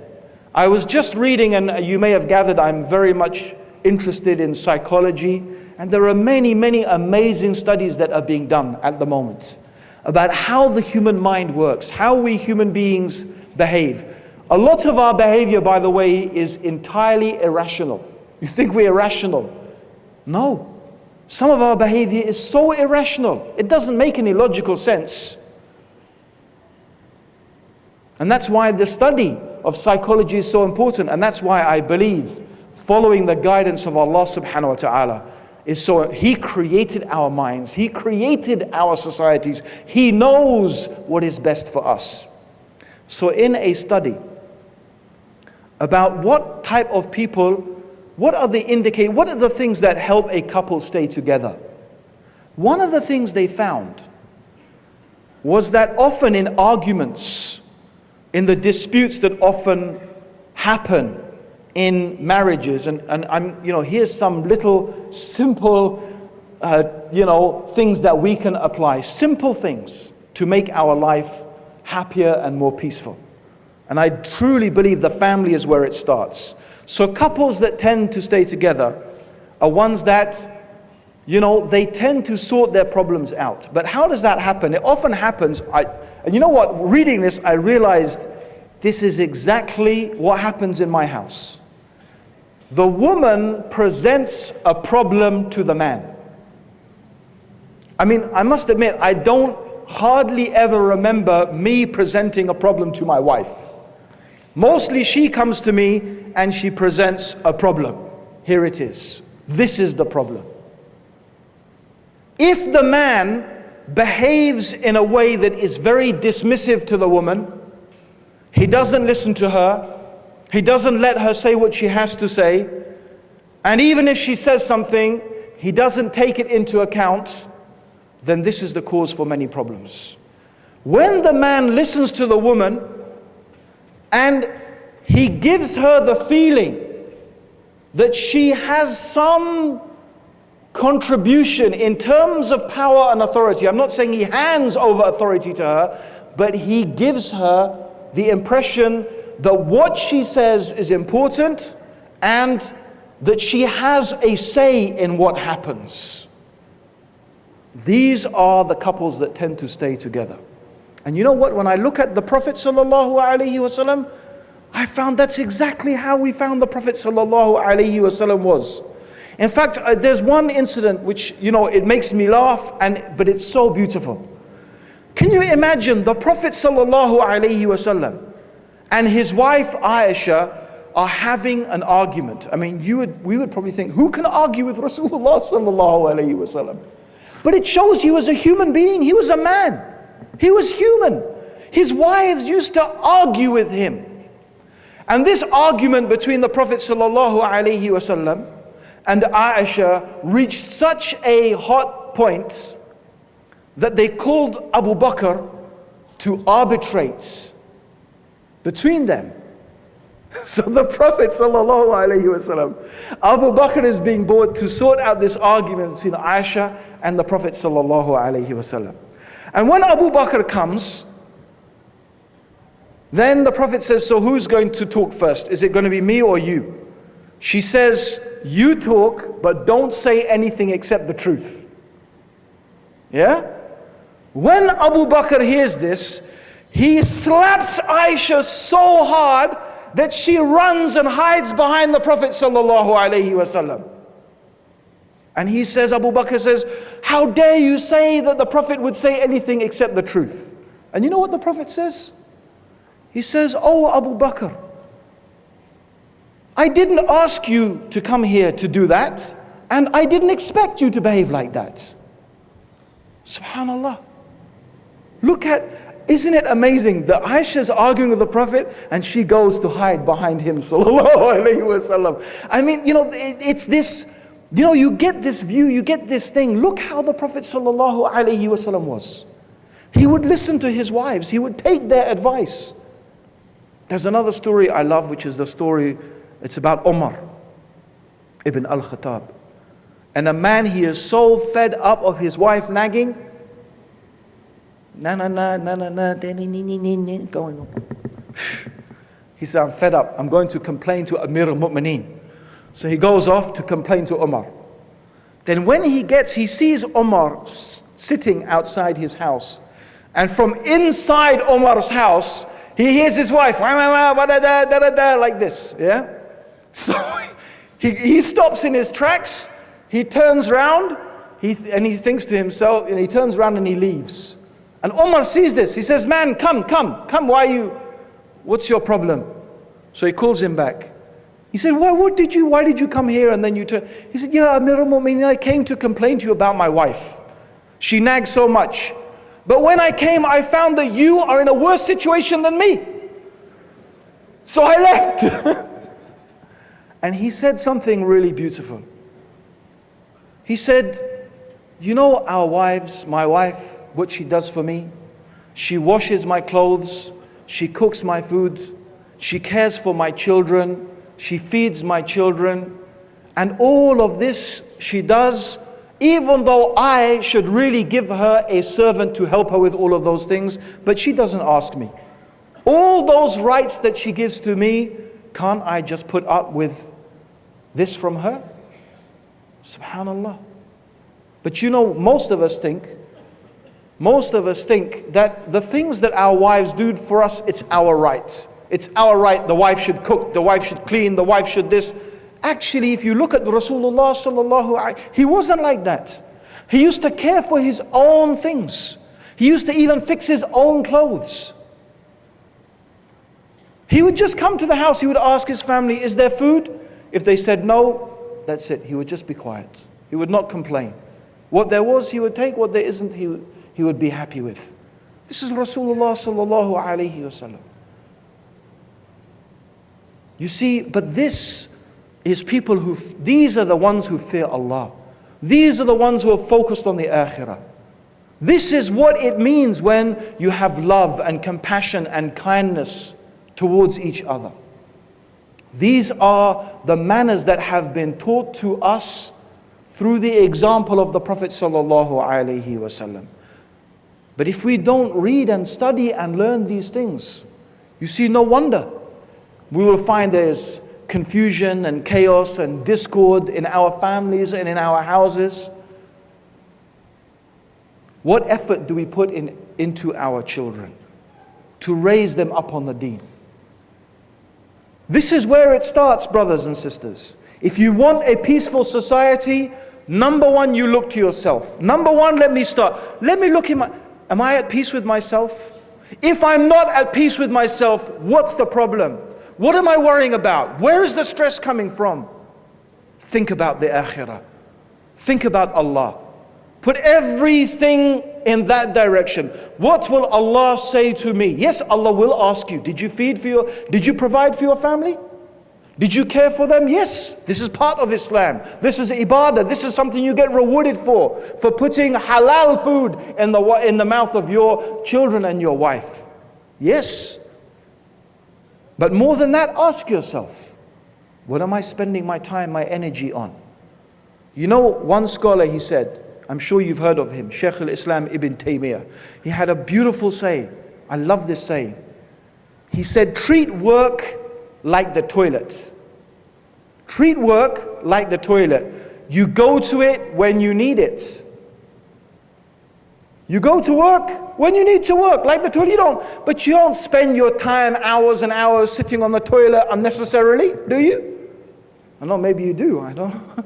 Maybe you go there to get away from the nagging wife, I don't know. But, but generally you don't. You go to it when you need it. Work is like that. Do the work you need to feed yourself, feed your family. Do that. Then what do? Then you go to the masjid. Then you make dhikr. Then you give dawah. Then you learn deen. Then you read Quran. Then you sit with your children and teach them and spend time with them, with your family. This is the way of Islam. Not 9 to 5, 5 days a week, week after week after week. That's how we've become. We've become like those people. We've become like those people. They live to work. They just live to work. No, we work to live. We work as we need to live. But that's not our life. So at the heart of it, brothers, sisters, you look in yourself. Am I at peace? If I'm not, why? Why? What are my worries? What are my concerns? Let me check my aqeedah. What is my belief? Do I know Allah truly? Do I know the deen truly? Because I have found a lot of people who have problems, psychological problems, who have stress, who have depression. When you begin to, I'm not saying everybody, but a lot of people I have discovered. People who have problems, often they have a wrong or false or corrupt belief. And from that wrong, false and corrupt or mistaken belief comes many problems. So this is very important. Aqeedah, correct belief, to know Allah subhanahu wa ta'ala properly, to understand the deen properly. It's very important. Look to yourself. Look to your salah. Look to your connection with Allah. Look to your dhikr. Look to your reading of Quran. When you pray, brothers and sisters, when you stand for prayer, do you really feel as if you are standing in front of Allah? Do you fear? Do you hope? Do you love? Do you feel that? Or are you just, making movements like the aerobics class? Down 2, 3, 4, up 2. Like that. Is that it? No. The prayer is something that should transform you. You should have khushu'. Do you understand the meaning of what you are saying? Do you know what it means? Surah Al-Fatiha? I wonder how many people know, actually put your hands up if you know the meaning of tashahhud. At-tahiyyatu lillahi wa salawatu wa tayyibatu. Who knows what it means? Who can tell me the meaning of it? Hands up. Oh my, Ya Allah, 3 people? 4? I have to tell you, brothers and sisters, by the way, and 1, 2, 3 sisters at the back. I have to tell you, brothers, by the way. Do you know that it's wajib for you? You know that's haram? You know that you are like drunk people? It is wajib, meaning it's an obligation, the minimum amount of Arabic that every Muslim has to know, you have to know it, is the meaning of what you are saying in your prayer. Is the meaning of what you are, if you are not, it is haram, it's a sin. Does not Allah, why, can anyone tell me why does Allah say, don't approach your prayer in a state of intoxication? Why shouldn't you make salah when you're drunk or intoxicated? What's the reason Allah gives in the Quran? Can someone tell me? Yes? I can't hear. Because you don't know what you're saying. That's why, do you know the scholars said? That's why you have to know what you're saying when you make salah. Because khamar has been forbidden, being intoxicated when you pray is forbidden because you might not know what you say. The scholars understood from that, that's why you have to know the meaning of your salah. You must know what you are saying. You might as well be going right? You might as well, if you don't understand. Subhanallah. Okay, that's the first thing. The first thing all of you have to do tonight or tomorrow is you're going to find out what is the meaning of the tashahhud, in fact the whole of the prayer. What does it mean? From takbir to taslim. From takbir, Allahu Akbar, I think we all know what that means, right? I hope we know that. Yeah, to Assalamu alaikum wa rahmatullah. And everything in between, that's the first thing you're going to do. Are you all going to promise me you're going to do that? Yes? Everyone watching. That is the minimum you have to do, inshallah. That's the minimum. You must know that. Do it tomorrow. Don't leave it till next week. Do it step number 1. And then believe me, you will see notice the difference. Notice the difference. Notice how the prayer, and then what you need to do is, now you know the meaning, then you need to start to think and contemplate. Contemplate and think upon the meaning. Think about it deeply. And you see how your prayer will begin to transform. It will not be a burden anymore. It will not be you will start to begin to love your prayer. You will start to begin to enjoy it. Because your prayer will begin to change you. And truly it will begin to bring you closer and closer to Allah subhanahu wa ta'ala. This is where you start. Start with yourself. And then after that, you start with your family, with your children, with your wife, with your mum, with your dad, and then your society. Brothers and sisters, it's very important that if we want a peaceful society, and this is something I was told. I was shocked. I've heard that in this city, evil things happen and people just walk straight by. Even a person could be getting stabbed and people just walk straight by. They don't try and stop it. They don't try and prevent it. And that to me is shocking beyond belief. Because one of the most important things in our religion, and one of the things that defines our nation, this nation, is that we enjoin what is right and we forbid what is wrong. We encourage the good and we forbid the evil. The Prophet ﷺ said, if you see an evil, change it with your hand. And if you can't change it with your hand, change it with your tongue. And if you can't change it with your tongue, at least hate it in your heart. But that is the weakest form of faith. Yes, Allah subhanahu wa ta'ala called us the best of nations, raised up for mankind. But Allah made a condition. Allah, He said that we are the best of nations raised up for mankind. But then Allah mentioned a condition. Because we enjoin what is right. تَأْمَرُونَ بِالْمَعْرُوفِ وَيَنْحَوْنَ إِلَى الْمُنْكَرِ. We enjoin what is good and we forbid what is evil, and we believe in Allah. This is the hallmark of our nation. And as Umar ibn al-Khattab said, if we don't fulfill its conditions, then it doesn't apply to us anymore. It doesn't apply to us. But what society can survive if the people of the society do not try to stop evil, do not try to promote good? If you want to live in a peaceful society, brothers and sisters, every one of you has to take the responsibility individually and collectively, on your own and together, that when you see evil, you try to change it. You change it, you prevent it, you stop it taking place. This is the basics of how human beings live together. The basics.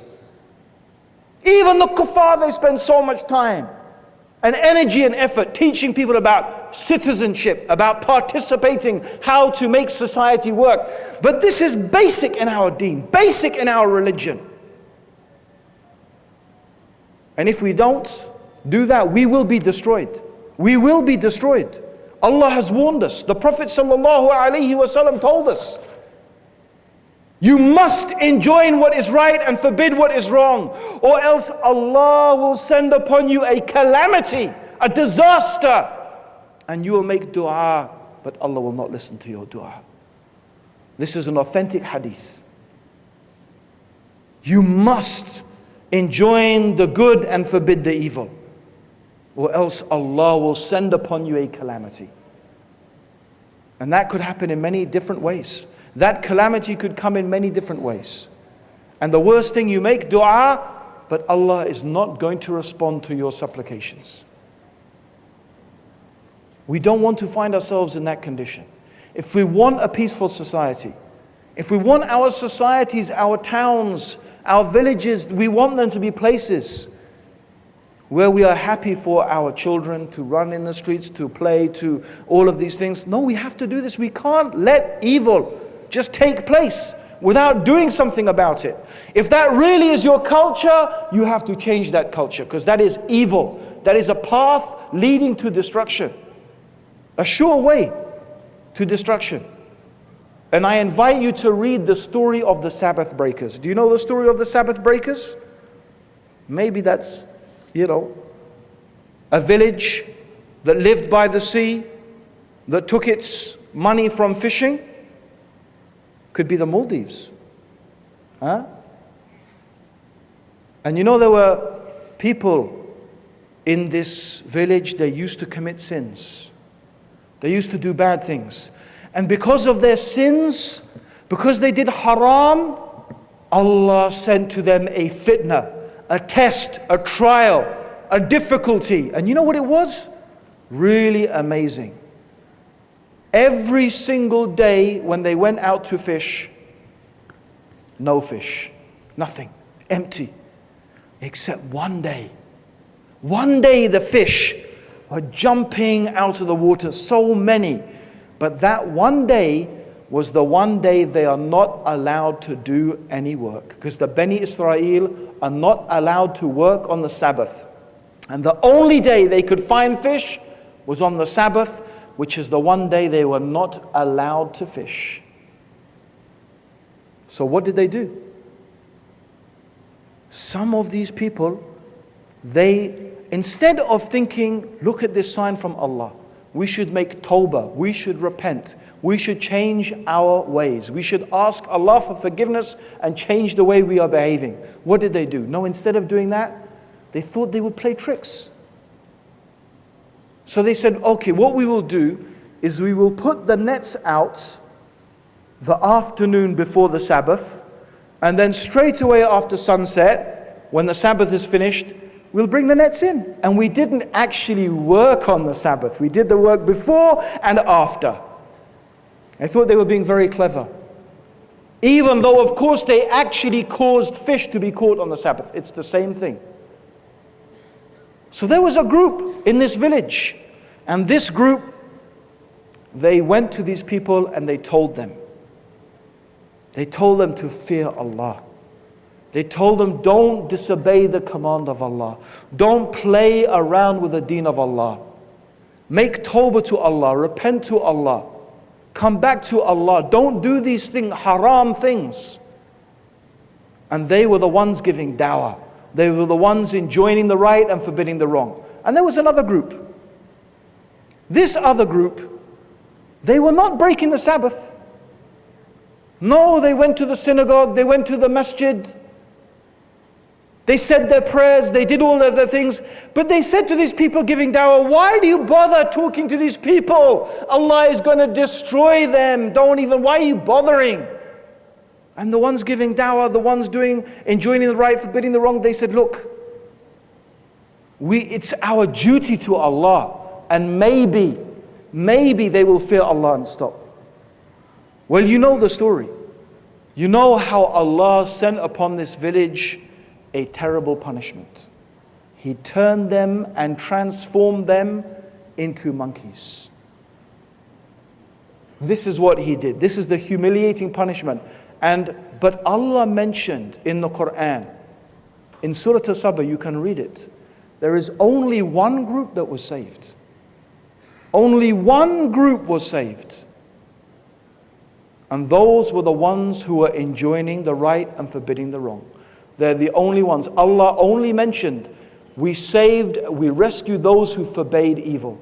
Those other people, those mind their own business, even though they were not doing haram, it was enough for them to look at that haram and to see that haram and not to stop it. That Allah included them within the punishment. Brothers and sisters, if we want a peaceful society, we all have to contribute to making that society peaceful. We all have to contribute that when we see evil, we try to stop it. And that we try to promote good as much as we possibly can. And that is something that just goes on and on and on. It never stops. Don't think there's an end to it. Don't think I can do it for a few years and then I can relax. No.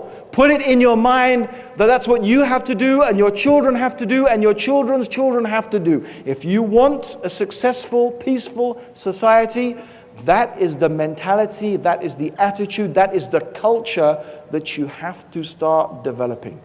We ask Allah subhanahu wa ta'ala to guide the people of the Maldives, to put them upon the sunnah of the Prophet sallallahu alaihi wasallam. I myself personally would like to thank the government of the Maldives for facilitating this event here, alhamdulillah, and also the nice police escort that I've been having around, alhamdulillah. And I'd like to thank all of those people working in the police who have been helping us and looking after us.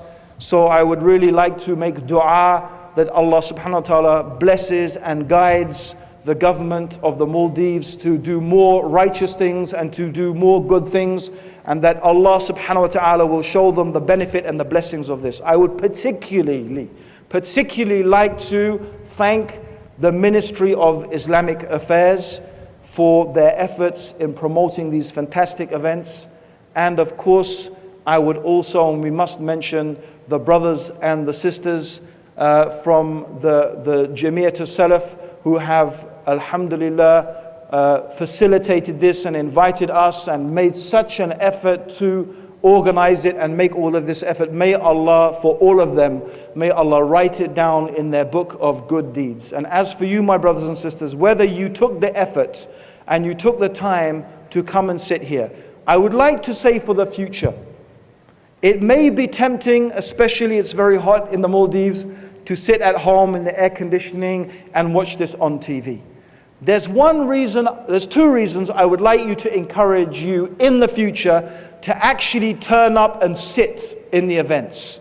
Number one, whoever takes a path seeking knowledge, then Allah will make easy for them the path of paradise. And the angels lay down their wings for a person who takes a path seeking knowledge. Wouldn't you prefer to be walking on the wings of angels? So make an effort to come to these lectures and to sit. The second reason is, alhamdulillah, it's part of our religion to be together. The hand of Allah is over the jama'ah. The hand of Allah is over the gathering, the group. So when we are together, it's something Allah loves. To see us together, to be together. That's why we have salah in the masjid. That's why we have Jum'ah. That's why we have Hajj. So it's a very good thing for the Muslims to come together. And also it creates a beautiful atmosphere when there are more people here. And so I would also ask Allah subhanahu wa ta'ala to bless all of you, my brothers and sisters, who have come and taken the time to either come here and be present at these lectures, or if you're watching at home on the TV, may Allah subhanahu wa ta'ala still bless all of you. And most importantly, brothers and sisters, knowledge is to be acted upon. Act upon what you have learnt. Remember, there are two things I said, I haven't forgotten, that I asked you to do. Go to a building and imagine the hellfire and the thin bridge. Imagine it. Imagine the sea is the fire, to remind yourself of the reality to come. Secondly, all of us must make an effort to learn the meaning of what we say in our salah. And that's two things I don't want you to delay. I don't want you to think about it. Make a program of change for yourself. Write it down, step 1, step 2. This is how I'm going to make myself a better Muslim, inshaAllah. I'm going to learn this, then I'm going to do this, then we'll do this with our family. Don't just think, oh, I'm going to change. No, you will never change if you just think, oh, I'm going to change. Break it into steps. Break it into stages. Take practical steps to make that happen.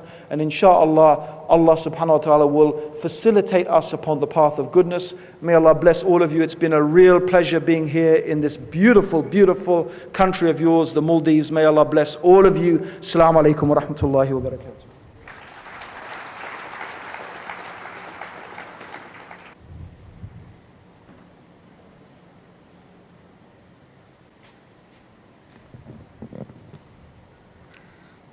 Thank you, Brother Green. We'll have a short Q&A session after a few words from my brother Salam. So please be reminded that we'll have a short Q&A session after a few words from my brother Salam. Salam.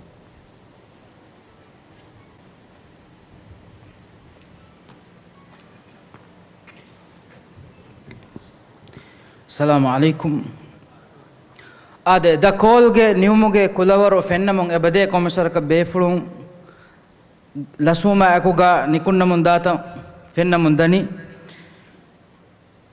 Ade mifada kamen nimigen da iruga waragina farayattakege ehi terikama madadaki libigen da ne kame eya nula hama up and down ticketegga de shehaku genesken stage kan aragen no tar stage ka genesken takuriru kollumaki ei fase kamennu kommegas mifada dandiwalegga jamid salaf ge faratum mi kamuga algonmenna tafatu ehi tarikam vedevi farataka shukuru dennumaki ei oikkame ehnabas mi huriha faratege kuriga gada kiritu anta ni'mattoge veri Allah subhanahu wa ta'ala hamda shukuru dannawa hituge emme fumminu ilah subhanahu wa ta'ala algon menge atuga ma gina barotake neti ma gina mudatake neti ilahuge hikme vantakama ilahu odige wakama mi ilahuge haggu dinkan algon menge lomacha dakkom gendawa gadakirenta ilahu eya akuga algon menna faha koramun dia algon mesakkata kurimat lagen miha hisaban ay rugabes medukanu mennati algonu menna idi kola mikam viya noden nuwata mikaman ehiye libna node mase koramun dia farayattakeves ege terega emmes danna mashhur mitanuga tibi islam dinuga adawa terin ei faha kurave kame ename sitame ku faha kollan jeheni islam deenuge kula jehigen tibe mi divehi mujtamau islam deenuge namuga fasada koramunda bayakuwes algon menge mi masakkatan hurasalam masay koramun diye adi miharus ebadeye Allah subhanahu wa ta'ala ya efada mihunge kankan nimmeuma hawal kurang algon men neting efada eves farataka meduga eves kamakagen teduaka eya akuga efada gina campaign take kuramun die iruga wes internet ge tafatu website to gaya adi amali gotun tafatu kankamuga wes algon men na warak gina farata kun Allah subhanahu wa ta'ala ge mati rahma akuga libigen dia ehita tebe fulum washagen tifenna bay liyun takun efenna farato iturum wes warak gina farata kun tafatu gina guna ehita rikan algon men na for ko debba faave tebe phone nang ekan kashawar kurevene algon menge the call program miha frame kamauga nimigen midani eya akuga dannawalam beenum wani idikolo hada bayakwes ulene amugotega insanu goterega ulene ehmema efada kankam ge natija ki abadus kankan itura foria kuriya gos rangaluwegen diu Allah subhanahu wa ta'ala hikme vantakame tebe fulum visna fikur kollava algon me miwagut hutti mitibe stage mitam bina kuri bayeg hituga Allah ge ayat kutereng emme ayat ves mi stage mati kiyevene kamaka ummid kuri kamaka algon ge hiten nobune mitana ki bayakumi hun Allah uradu mattaka musica lava kulumuga tinharu heda kurumattaka bina kuritane ekamako mitanuge matiga miharu emme ginan kiyumudani Allah ge ayat da'wat de umdani ilah subhanahu wa ta'ala ge dina mi Allah ge bing ilah ge alun dekkene gade nonnan anekamaki warang adu nagafa bay fannanu genes Allah subhanahu wa ta'ala ge mi bimuga Allah mige asate ga haru kuring iman wegen tibi mi divehi lobete raitunge iman kama kulelu mattaka tafat farayat takun emihunga amille ji bodu kollumak kummes gotakun mase koramun die diumves divehi raitum balanu gen kamuge hekkaki mifada kitemme rewun take bossun la mifada evves kam hasil wegen nudium Allah subhanahu wa ta'ala hamduhuri ade shukur ge listu warad digu ehme margondu waki wakin hama dannawa nula nuwafada farate menui nudannawana khas gotegga algon menna tafatu gina goggutum faasage hitaka heda takure faratoge nantan algon mi dannawa nulani ebe fulunge e ikhlas de masakkatuga Allah subhanahu wa ta'ala baraka levun edi eya akuga algon men amali gotum be farata ham faha kollan ebe jehe mifada kame divehraajege mieduge mahawluga hingagen dairuga islam dina gulun huri kame hingagen dairuga islamic ministry e wujuduga otumaki e faratun algon menna mikamuga etan ehitake libigen daane kame kan tebe fulum bes kashawar kurwane fadan ebe fulunge nuhanu minnen ehiteri kama wage lifa wati e farataka nuhanu shukuru ada kuran adi ebe fulun haggu magwa thabitu tibunge fursat devwa ebe fulun islam diinuge kankan divehraajega emme furiyam gotuga hingumuge tawfiq Allah subhanahu wa ta'ala minwar kurevunge di dua kuran e akuga devane faha kollan mi jeheni dade kuder kole kuring hama algon menge sheikh fa kore fadan divehi fuluhunna sifange wahaka mi manzara ki miyadu algon menge hita warabodo finikame libigenda manzare algon ge handanan annani divehi fuluhunna sifana shukuru ada kura iruga mige de haren ha dos kuri deha savwana haruge maashumahuge 11 wana doge regandu nuwe jahagan haru algon men divehi bahun takurir korave dini darsaka diya ereves jalsa feshuma nimmun oti aada gamatin aluganda jamit salaf ge jalsa ay ei algon me amma baadu ge namuga bevi series komekas ere algon me warang ummida ekuga islam diinuge ilm libigatu mattaka mi divehi satta bimuga diyairu divehi fuluhun etana wanun algon menge huriha aduhun tennasha adi algon menge huriha masul farayataka mana koffa komme kas be funna nuba malumat libigin kam gavies adi adawatinge makar rewun kam gavies ekan huttu vi ereya for algon me ekam kuriya gindiya ehna mas miyadu algon men nam mifennani Allah ga rahmatun hama ebe fulun algon menge shehunge difauga emme furihama security demunda manzaru algon menge washagin muli tanuge security ege emme furiham gotuga balahatta munda manzaru algon menge handanan annani mi aniyaveri mibuna rege huttuma fahu barabaru ammas furunu duwahaki e verikam badaluwe ehem verikam eddive rajyega gaayam korevigen diya duwas hama eyaku handanan annani algon menge waraggina adadegi ilum werinna islam dina lobi kura mihun dive rajyege jaltowe teregeya adive istafatan tonga tafat adabtaka kurimatlamun diyakan undagutaka kurimatlamun diyakan mikamugaves emme iskon harakatiri kurwa fawani algon nobunanan kuriyeke nota kureviyeke ekama kurwa fawani dive fulhunna sifan ehennamas miyad ebe fulun algon menna mifennani gawmegge veriyeku genna fadan algon menge dini ilum veriya full security ga moto guard ga cyrus alafa genna manzaru mi algon menna mire nuwata mire tawga libigin dia warabbodo ufale mi Allah subhanahu wa ta'ala ilahu ga dina devwa nasruge matwerikam eya eku tia lobweti sifana adi dive fulhunna dannawalam beenum wani algon men fada tia lobweti divehi muslimunna ki tebe fulunge huwaga wauduwe huwa kurawwa fawa fadan islam dinasha adi divehi rajyang himayen hodadi salamekkun hodadi numge huwa kurawwan tibbe befulun kama vati miyaduwe adikiriya tebe fulunge ti huwa tedu kurawmun tidani ehem wima ufa kurawwashe tebe fulun ti tibbevi kollat tibbewma tebe fulun ti ufullevi buraya undagula ti huriha kamaki Allah subhanahu wa ta'ala ge diinuge hagguga qawmuge hagguga itura Allah subhanahu wa ta'ala ge diinuge hagguga ufullevi bureke ege badal Allah subhanahu wa ta'ala efada badalan emme beenum wegen waduga devwane du'a ki Allah subhanahu wa ta'ala e befunna mikan ege emme furiyam gotuga kurawmon gendumuge tawfiqu devum lobati akhunne eya akuga hama shukuruge listan itur kollan jehe algon men mi dakol bevu mattaka mase kurimi devana aharu mi masakin algon men feshuma akuga waraggina hurastaka kurimatlan jehunu khasa gotega dakol fada evente bavwane tanen hodumuge masaleki bodu masaleka vegendiya mi divehi rajyege tantankamuga vias mi gomme tanakaves hawaluwa bayakutibe ehnamas algon menna mikamuga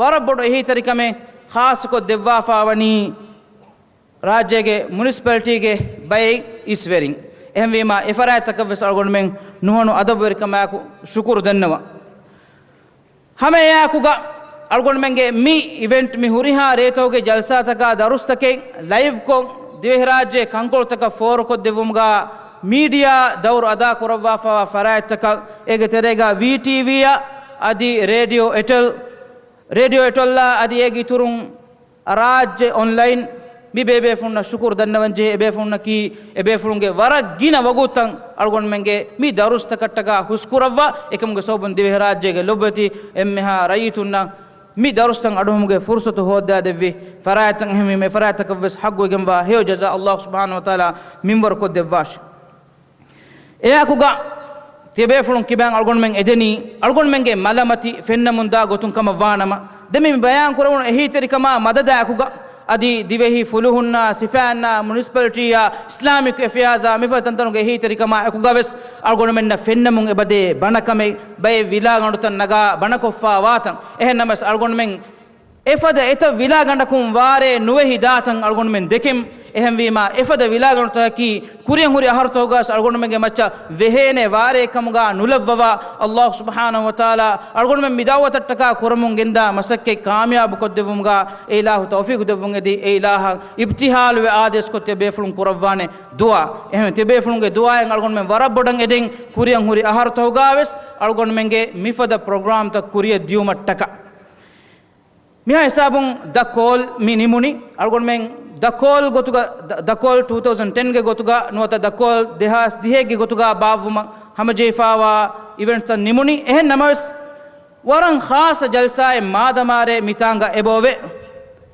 alimas carnival ge mi stage ga ei algon menna Jamiyatu Salafa adi kulik koleja guligen bawa darse mi dars devani Dr. Abu Amina Bilal Phillips sheikh ki ei doctor ki ei mi mawduga algon adi mawdu nudannawa mi mawduga wara funna bus befule kiyawa vidaluwe lavwafa kiyawa devwafa mihar wes international framework ga ta'lim ungannawa devwamunda adi college hingawa befule adi eta college taka university tawge link onna mashhur befule kama warang ekashigem wa befule mawduwa ki islamized education ta'lim unganna dinumuge manhajuge tereyang islami fikur wadda ta'lim unganna dinumuge huriha daira takum wes libideve etchaki islami da'watu kamuga note islam dina egge kurun kamuga heddemuge fikur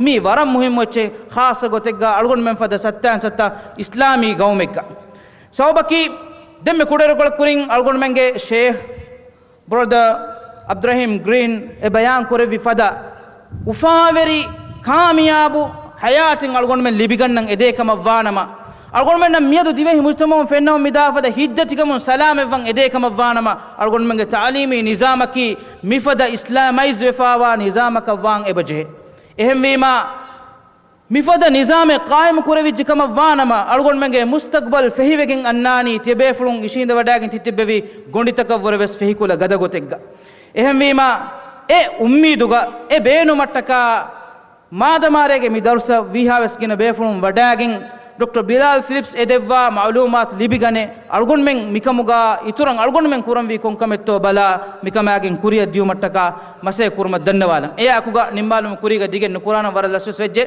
algon menge mihatana jamil salaf nerfawa huriha siri take tebe fulunge vai faratun algonge kana faratun ewa stolun liboda gannawane ballawa gannawa hama e akuga mifada kankamang algon men kura tafad kharata kattaka behettifawa ಫಂಡು ಫಸ್ಟಕ್ಕೆ ಹುನ್ನಾನೆ ಸ್ಟಾಲ್ ಕ್ಯಾರಿಗೆ ಅದಿ ಅಂಗಂ ಬೇಫುಳುಂಗೆ ಕ್ಯಾರಿಗ ವೆಸ್ ಎಹಮೀಮಾ ಮಿ stall ಮಿ fund ಫಸ್ಟಕ್ಕೆ ಬೇಫುಳುಂ ದೆವ್ವ ಖೈರಾತೆ ಕುರೆವುಮ ವೆಸ್ ದನ್ನವಾಲಂ ಹನ್ಮ ಫುಲ್ಕು ಅರ್ವಂ ದುಆಯ್ K ಅಲ್ಲಾಹ್ ಸುಬ್ಹಾನಹು ವ ತಆಲಾ ಅರ್ಗುನ ಮಿ ಕುರಾ ಮಸಕತಕಿ ಏಲಾಹುಗೆ ಮತಿವೆರಿ ವಜು ಫುಳ ಇಖ್ಲಾಸ್ ತರಿಕಮ ಕುರಾ ಮಸಕತೆ ಕಮ್ಗ ಲವ್ವ ಅರ್ಗುನ ಮಿ ಮಸಕತುಗ ಬರಕಾ ಲೆವುಂ ಅದಿ ದುವಹ ಕವ್ವರ ದುವಹೆ ದಿವೆಹಿ ಇಸ್ಲಾಮಿ ಉಮ್ಮೆ ಎಬಾಮಿ ಹುಂಗೆ ದೀನಾ ಮೆದು ಹೇಲುನ್ ತೆರಿವಿ ಅಕೀದಾ ಮತಿಗ ಸಾಬಿತ್ ಕುರೆವುಂ ಇರಾದ ಕುರೆವಿಯ ಜಮೀದ್ ಸಲಫ್ಗೆ ವರ ಮುಹಿಮ್ಮು ದರ್ಸಕ ಕುತೆ ಬೇಫುನ್ನ ವರಂ ಅವಹ ಬದ್ದ ಕುರ್ಮುಗೆ ಉಮ್ಮೀದುಗ ವಕಿವೇಲಂ ಅಸ್ಸಲಾಮು ಅಲೈಕುಂ ವ ರಹಮತುಲ್ಲಾಹಿ ವ ಬರಕಾತುಹು